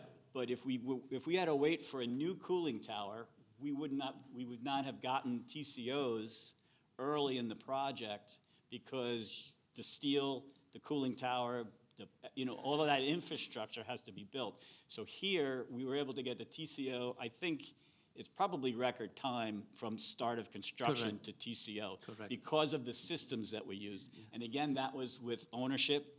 Actually, ownership was very involved in pushing this type of system. We investigated it for almost a year to make sure that it would work. So that was very unique for 55. And again, it got the client what they needed, and does it very efficiently, so it meets all energy codes and LEEDs. How much time? How much time is record time to get the TCO? We got the first TCO a couple of months ago, almost a year, 14 months, something like this. But I want to add to what Ed said, which is very, from the architecture point of view, the good thing about that system, beside, it's minimal about the risers and everything, we had to run only one duct from bathroom, kitchen to the outside. And that will help architecturally. We kept our ceiling height as high as possible, and we had to do one soffit to cover that duct in the areas. Yeah. Right. So that was another unique part of this. Typically, our toilet kitchen risers, we run up to the roof and a whole lot of mushroom fans, or sometimes pull down depending on the situation. Here, we used a relatively new rule where you could be 2 feet from your window and 3 feet from a neighbor, and we took combined kitchen and toilet exhaust and we ran it out the facade. So there are no risers other than the plumbing and electrical risers. Yeah, the client from the very beginning of the job had this mandate that we are going to ventilate through the facade and that we're not going to go through the building itself. So we had a lot of different, as you mentioned, we spent almost a year developing many different strategies. Initially, we were going to go through the spandrel panel with a louver. We were going to then clad over that spandrel with a decorative screen to hide the louver. I have a different. And we were going to have one below the sill. We were going to have more ventilation above the head of the window. We went through a variety of options to eventually come to I think we went through every option. every option, and then we went back and around in circles a couple times to eventually land where we are now. And that was certainly the greatest difficulty related to the facade, is how do we integrate all of this? They kept sizing louver and choosing louver, and we kept like, I don't like this. Can we do it better? Yeah. Like on 180 and 160 Water, which have very similar facades, it was just a window that we were putting in the existing opening, and here it was a window plus not just ventilation for the HVAC, but also for the bathroom, and figuring out how to get it all together in a way where you don't actually see it, and it's not, you know, a statement on the facade itself. That was very innovative idea and worked very well. Yeah, and it's incorporated into the window. The windows arrived on site with this open section below the window for the ventilation itself. So it came as a package thing. The only thing that was applied afterwards was what we call the scoop that goes over it. But Right, it was and all you were able fabricated. to achieve that without having to have people outside the building making attachments, and that was a huge and issue. that's, exactly. One of the main things everybody also wants to understand when we start a conversion job is to what degree we need to go outside the building to do a lot of this work. Luckily, with this facade and many of the other ones, they're all, the glass is captured within the system with glazing caps on the inside, so you pop off some interior trims and you can take out the glass and do a substantial amount of the work from the inside. I think one of the slides actually had one of Skyline's guys opening up the window to seal the perimeter of the window from the inside. The amount of cost and time associated with dropping a building is huge. So that is a major consideration at the beginning of the job that we all try to understand through the probes and through the mock-ups, is how to avoid it. I think this next question relates to what you were talking about, Ed. We're asking about sustainability, resilience, and socially responsible design. How do you go about meeting NYC's Zone Green requirements and targeting LEED certification? Benson, why don't you take the... Sure, I'll take the Zone Green. We achieved in a similar way that a lot of folks achieve Zone Green back when it was originally structured with the amount of insulation you put within the overall assembly. There are very deep sills here at where the HPAC unit is, and also at the head. We're just packed with insulation. A lot of continuous mineral insulation and then more between studs. But we did all of the associated calculations when we were submitting and filing. But the windows themselves are obviously thermally broken. They obviously exceed code for the operable window requirements. But luckily we had a fair amount of spandrel area, more than it appears. And right, so Benson, insulation. Your good insulation really helped on our system because the HPACs have limited capacities in the current offerings. So it was less flexible than, say, a water source heat pump where you could put, a 1.5 ton unit in if you needed it. So with the new calculations, the space itself is very energy efficient. So our units can stay very efficient. Also the fact that there's as much spandrel areas there, as we're working on a couple of other jobs more recently that have less spandrel area and more glass, and they're finding they need more of these units in the apartment than we do. And that's very true. Sometimes you're adding a second unit in a room if it's a large room or a deep room as such. So that worked out. And then the rest for the energy efficiency and leads. So the HPACs were very efficient. For all of the amenity spaces, we used VRF systems. So we had a farm, very large farm on the high roof, and we found space on a setback for the amenity spaces in the cellar so as not to run hundreds of feet of refrigerant piping. The other part of leads is the ventilation. So again, instead of a rooftop unit with a large shaft, we had an opportunity in one part of the facade to have a louver every 3 floors, and we put a VRF, 100% outside air VRF on a floor, and we fed that floor and 1 floor up and down. So it was very unitary and efficient.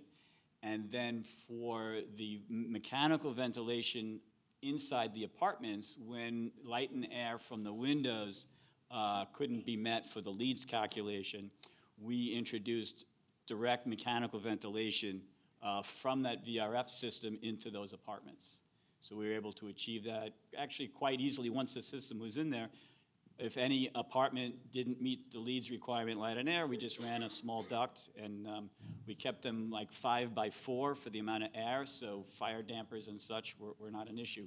So it worked out very well. And again, all of that was horizontal on the floor, not running additional risers, other than we did poke through up and down for that. We originally were going to do a VRF on every single floor, and just through VE, we realized, let's just put one bigger one and would go up and down, but with just 2 penetrations. So that was just a function of what's more cost effective.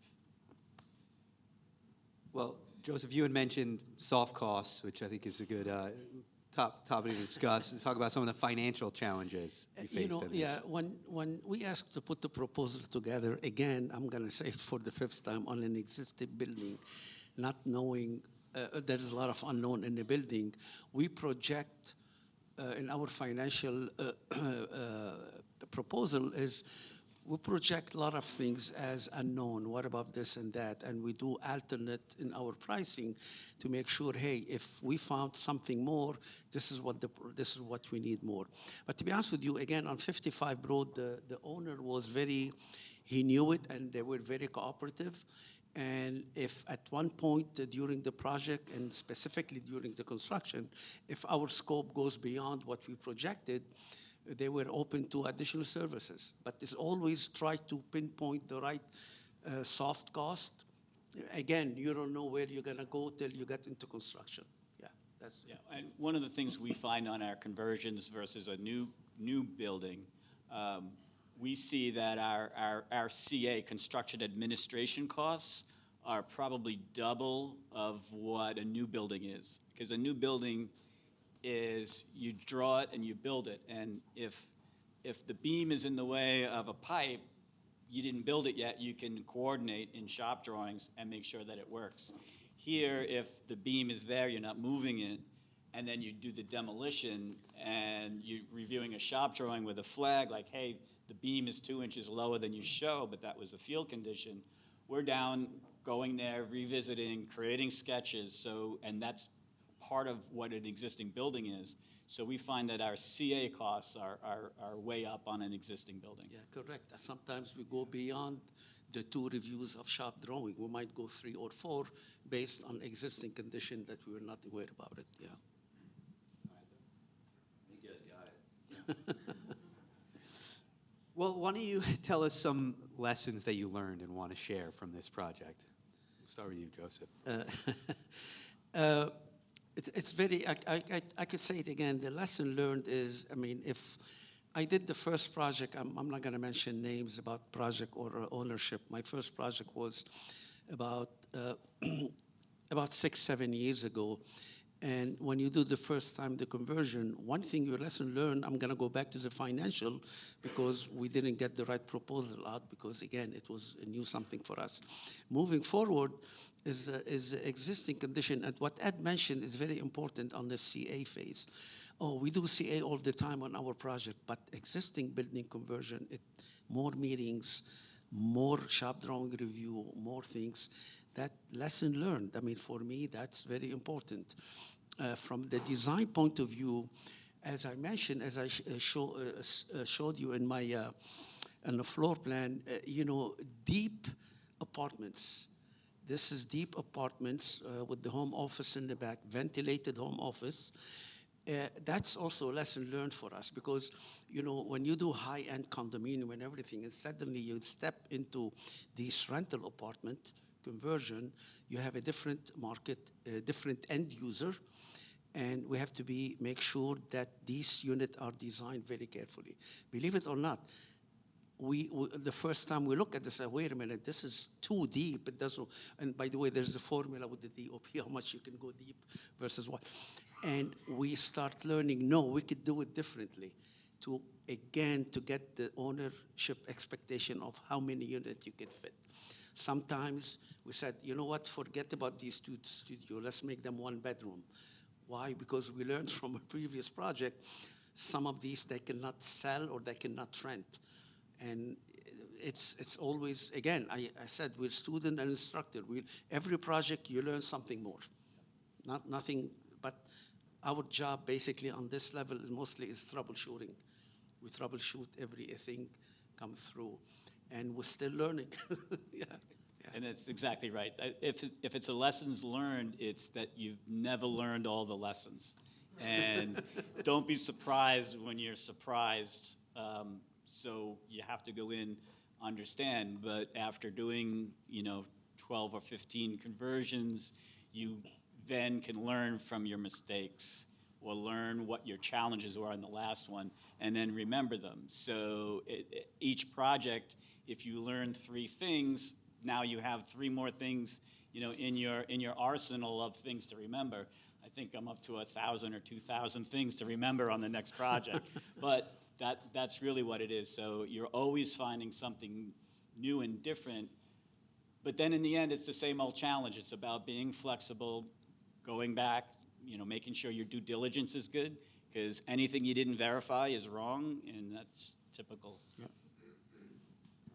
and it's good to remember that the building was designed as an office building, certainly related to the facade. And office buildings, at least from a facade perspective, are dramatically different from residential buildings. So while a lot of people seem to be doing it and a lot are completed, it's never, as everybody said, it's never simple.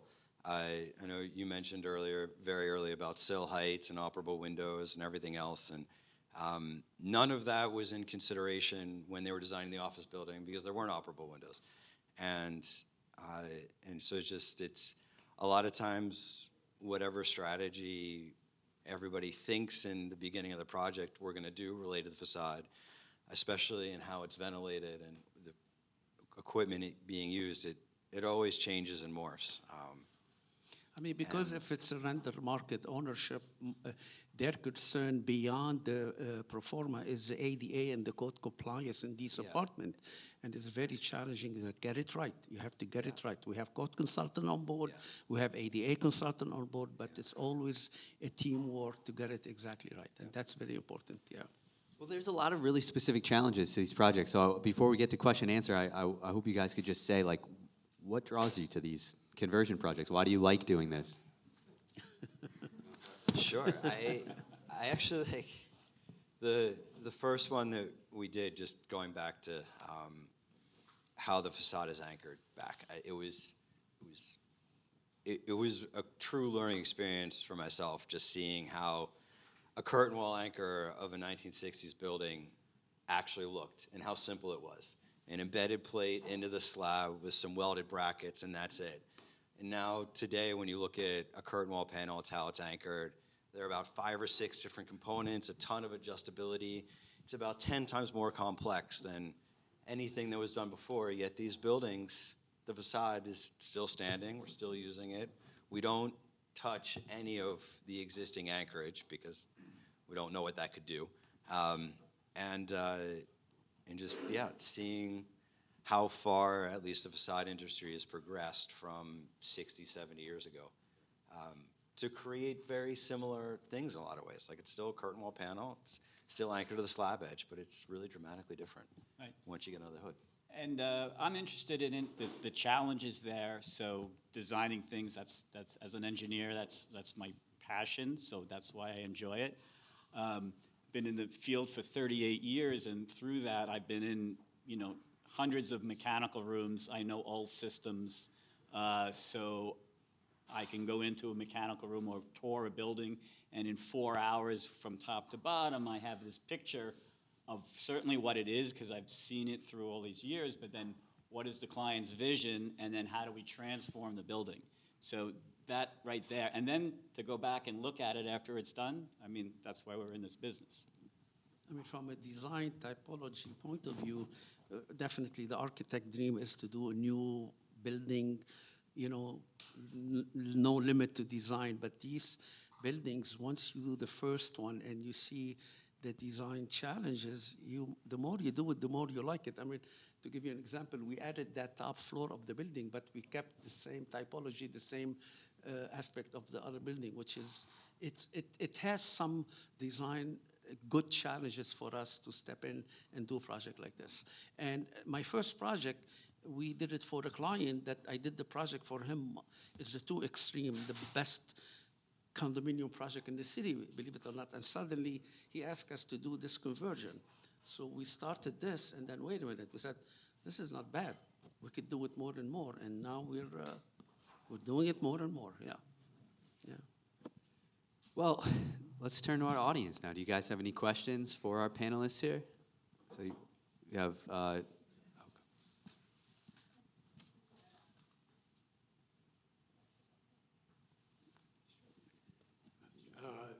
Great presentation. Could you put up the slide of the largest floor plate, and discuss the ramifications of the home office with respect to marketing requirements and mechanical services? Were they zoned separately for time of day use and so on? And was this a requirement of the developer, or what the various floor plate sizes suggested? Mostly, from an architecture point of view, mostly the floor plate dictate this home office, and it's per zoning, per code requirement. It's not mechanically. I will let Ed elaborate on this one. But I mean, when you look at the for example, you have an office here in the studio, it works well. From a marketing point of view, it's very well accepted. You know, people, most of these apartments, they go to young students, new people moving into the city. They use this as an office. You know, they use it as an office, and it's architecturally, is, you know, it's doing very well. And to be honest with you, this is the only way to resolve a deeper plate like this, to provide, not on every apartment. I mean, for example, I told you it's about 15% of the studio, they have home office, which is a very good proportion. 10% of the one bedroom have home office. Sellable, marketable, everything. Mechanically, I think by code you have to mechanically vent it, right? Yeah, and those were what LEED had required for mechanical ventilation into the apartment anyway. So we delivered the required apartment ventilation into the HO. So that created, you know, the cooling as required. And in interior space, there was no heating requirement. It's really to keep the space cool and ventilated. Yeah. Hi, did you have to reinforce the structure to add the additional floor? Not by a lot, no. No, not by a lot. That's why we try to keep everything and work our design around it. As I mentioned in the beginning, because it's a steel construction building, there was a lot of diagonal bracing. We were able to accommodate this within some of the demising wall or some of the partition, yeah. Some of the other projects we're working on where they're adding a lot more floors, such as the last slide you saw in the previous presentation, they did a ton of that. We only saw it when we were looking at the windows. Actually, some folks in the audience who actually did it, but tons of, it's like every floor, right? Yeah, every floor, bracing, massive bracing, yeah. Now here, the 2 floors that we added, that was structurally, you know, added into the building in the middle, the 12th and the 13th floor, and the additional floor on the top, which was straightforward structural addition. Right. Yeah. Even I think the add of the 13th floor slab, yeah, I think was accommodated within the additional structure. There was no reinforcing that I was correct, aware of. Correct. Yeah. That's one thing we do when we take over a building like this. Again, this is my experience from another project, because the other project, again, I'm not going to mention, when we took over, we said, oh, let's do this, let's add this. And then when the structural analysis came on the existing building, they said, you cannot even change a parapet height. Believe it. And whoa, so we wasted so much. So one lesson learned is we do extensive structural analysis on existing building before we move ahead, adding floors or adding slab or anything, yeah.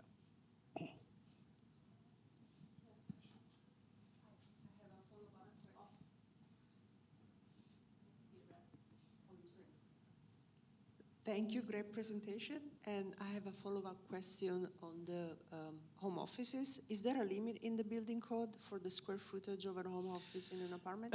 Yes, there is. A good question. I don't remember, but I know as long as not less 8 feet in every direction, you know, but there is a, I don't remember it, yeah. I don't believe there is a limit, yeah. But we try to minimize it as much as we can. Again, as I mentioned, from the 49% of the studio, we have about 15%, they have home office, the other one they don't have. They didn't need it, let's say. I'm sorry, let me put it this way. I keep moving. I have a question. So are there financial incentives that city offers to developers, like to encourage developers to get more into this kind of conversion? I'm sorry, I didn't hear the question. Are there any financial incentives that city offers, like tax credit or anything? Good question. I'm not sure. I'm not too much. That's a question for ownership, if there's any tax credit involved in this. But my personal research a while ago, I saw an article coming from the federal government, and I don't want to speak on behalf of there is incentive coming from the federal government about people helping office building landlords about, you know, hey, don't file bankruptcy. We could help you and move on and get it into residential.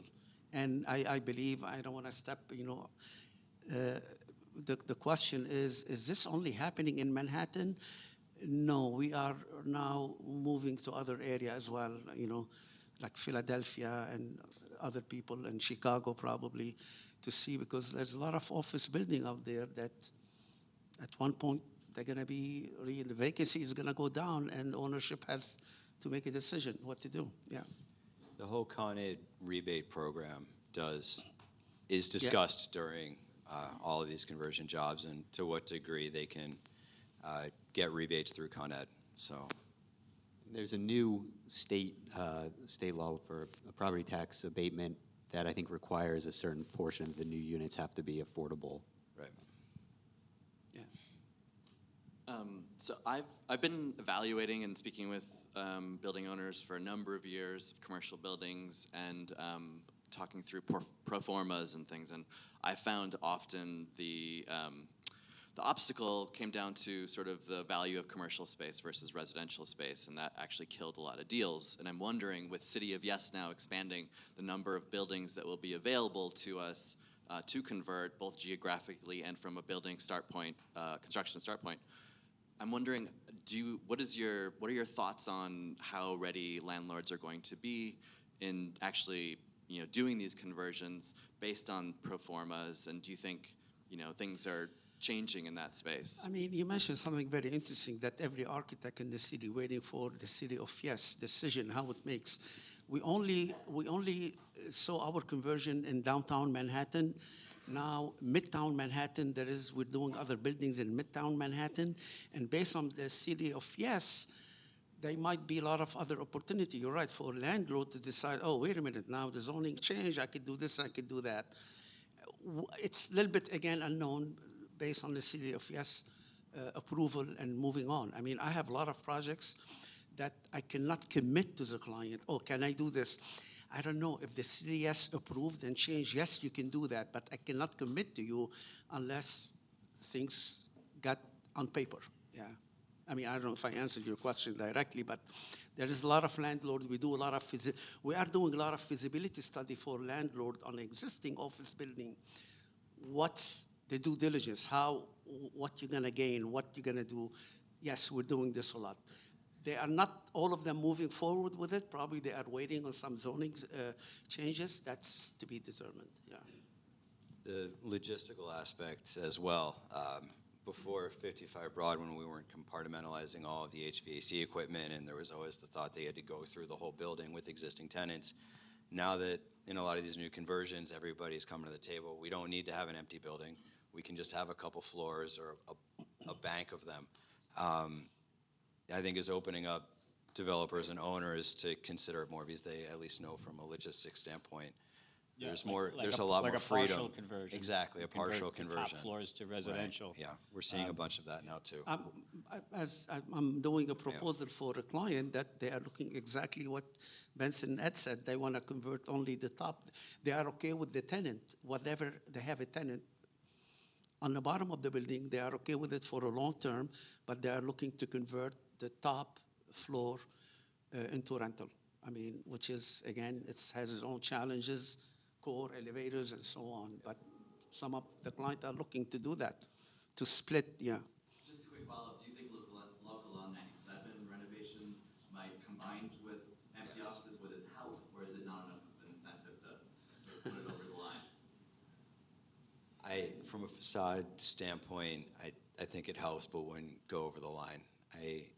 From my perspective, it really does seem that this new mentality of we don't need the whole building empty, at least from an MEP standpoint, is huge. There's still, I guess, plumbing, you still have to go all the way up and down, but that... We're working on that.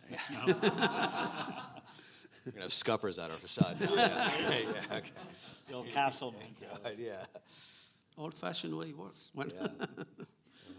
So, a question for Ed. I may have fallen asleep while you were talking about it. HPAC, what does that stand for and who makes it? So they came up with the name to be. HPAC is made by Apaca. It's an Italian company, and again, they're all over Europe. HPAC is just a play on PTAC, and they created their own acronym about what the letters mean, but that's now the accepted term for it. But it's essentially, it's a high efficiency unitary HVAC. And again, it goes through the wall. Again, to me, it's a PTAC, but high efficiency. But from architecture point of view, what we like about it, correct me if I'm wrong, is only 6-inch deep, right? Yes. 6-inch deep only, not the typical PTAC, yeah.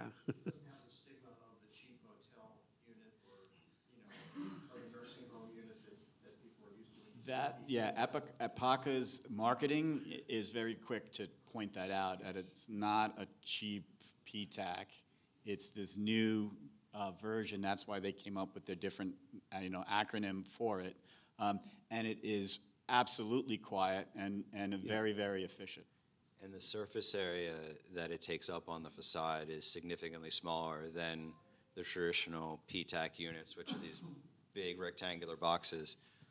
With the case of the HPACs, and you could see here, there's a 3-inch sliver of the facade that it uses instead of a bigger area, which allows us to get the energy code compliance. But that does come with the limitation that the largest unit currently is only 12,000 BTUs. So if you had more typical apartments or that didn't have the extra insulation that we did here, and you needed, a 1.5 ton, then you couldn't use this, or you'd wind up with 2 in a room, and then that starts to ruin the effectiveness if you have to start putting extra units in. We have to wrap up in like 4 minutes or so maybe we have time for like 2 more questions. Yeah. Were you able to enforce a protocol to minimize the waste going to landfill, particularly with respect to recycling the aluminum in the windows?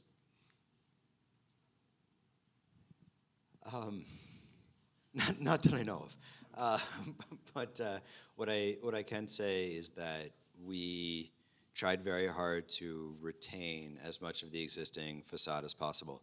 Really the only thing that came out here were the sashes of the operable, the horizontals, and then the glass above and below. The rest, say a majority of the existing facade remained intact and more or less unaltered.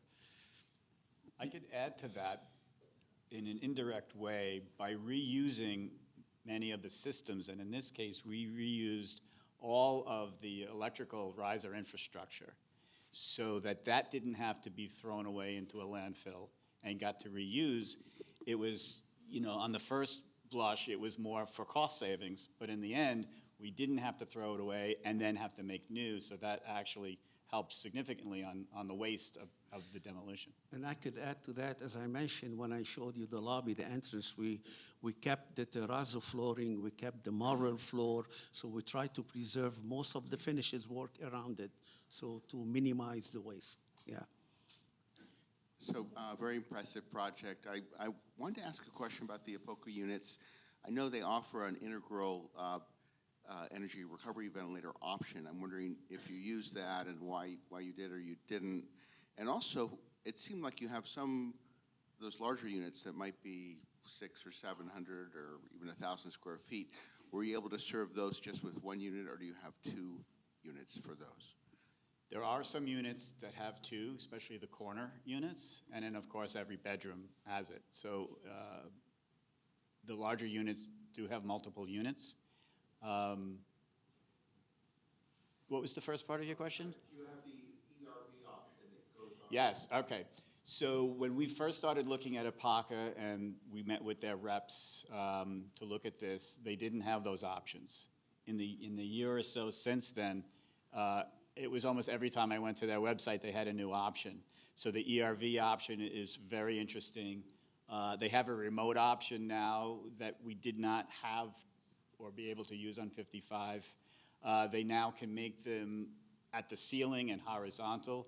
So they've really been developing their options and the market. So in the future, using their ERV option, I think is really gonna really make another project. So you have no energy recovery ventilation? We have energy recovery in the amenity spaces where we have large amounts of air. So the cellar, ground floor, and top floor amenities, we're using ERV. Hi, thank you so much for this presentation. My question is about the financial proposal. Like when you prepared that, were you asked to benchmark against like some new development in this location? I'm sorry. Like when you're doing the cost-benefit analysis, was there a request to know like what would the cost and benefit of doing over like a whole new development as opposed to doing an office renovation? Is that part of the analysis you proposed, or was the decision made before you engaged? Yeah, the way we price a project like this, I mean, most of people, they price it based on the square footage. Personally, I take it a little bit more, knowing based on lesson learned, my proposal will be based not only on square footage, on the manpower and everything. And what I said before is the most important in a project like this, I want to make it clear in the beginning, I do add alternate fee in case such and such and such occurred. So I don't want to hit the client with the big fee, said, oh, that's too much. No, this is a fee based on my analysis, based on this.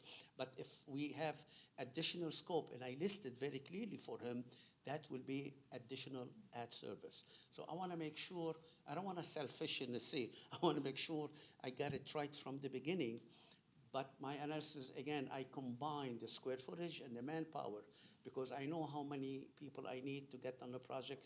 And most important, what Ed said is the CA fee. Yeah, CA fee is very challenging on every project, to be honest with you.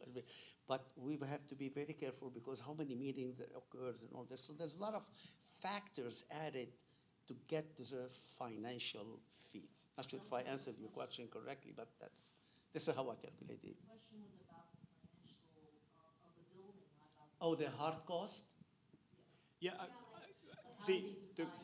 So So those decisions are Yeah. from ownership, Yes. where they run their numbers and then they bring us in, and where they think this is right for a conversion rather than a tear down. Quite frankly, it's going to be a lot less expensive to reuse the existing building and renovate. So right out of the gate, you wouldn't tear down this building to build a new one, but you might find, you know, a 4-story building lot that you might want to rebuild. But ownership, that's what they do, and then we come in and do design. And given Listen, we sign the requisition, we look at the building cost, but basically that's ownership negotiation with CMs and so on. We will be informed, they keep us alert, but it's a little bit beyond the designer to step in and say yes or no. I mean, we help, we assist, but it's always owner's decision. Yeah. And it's good to keep in mind in a lot of these, there are still existing tenants on a lot of the floors that in many cases take months, if not a year or so, to actually vacate. And so that ends the conversation pretty quick as well. You're not going to demo the building if someone's in it. Yeah, thank you for the presentation and the sharing of lessons learned. You touched on it with the structural analysis and the accuracy of how things were built versus the drawings. I'm wondering if you could explain a little bit more about the basic bones of the building and the extensive survey, probes, analysis done by the structural engineer who then certifies, that this building is the way it was built correctly, the way it was expected, and the loads are going to work, and there's a sort of basic understanding that this conversion is going to be here for 100 years. Welds, river, all of the things. How extensive is that? I mean, we always ask at the beginning of the project, I mentioned, give me as-built the drawing, right? Oh, I'm sorry. Give me as-built the drawing. That's our initial question for ownership. I need as-built drawing. And by the way, I include this in my proposal to see how much I'm doing to verify this as-built, how much survey I need. So we ask for survey, we ask for as-built, but we still have to go physically look at a couple of floors. We cannot go through the whole building to make sure our drawing, whatever we build in a Revit model, from the as-built drawing match. If we don't see too much discrepancy in 2-3 floors, we know that the as-built are done correctly. But it doesn't mean we're covering the whole building. It's very interesting. And the probe, yes, we ask where we want the probe. I believe the same goes for you and Ed. We tell them, I want to look, let's say, 3 tiers building. I want to definitely minimum 1 floor per tier. I want to make sure it's empty. We could look at it completely on every tier. And that's give us a good direction where the structural is. And that's basically, it's very important to initiate the project. Yeah. And on the MEP side, our initial surveys, we identify the systems and capacities. And as we start to work with the ownership, we start to identify, well, what has a capacity, looks in good shape, and that we want to reuse. So I identify this. And on 55 was the electrical system. So once we said, wait a minute, look at the cost we can save, we actually went in with electrical contractors, and we traced out everyone that we could see, but we opened panel boards, we checked wire sizes on the infrastructure all the way up. So from a design point of view, I would have preferred to rip it out and design new. It would have taken a few days. This took like 3 months to really document all of the electrical, reusing all the electric closets that you had to work around. Yeah. How many apartments were not perfect because that electric closet couldn't move? And how nice would it have been for us if we got rid of the whole thing and put a nice, clean electric closet where you wanted it, not where it existed.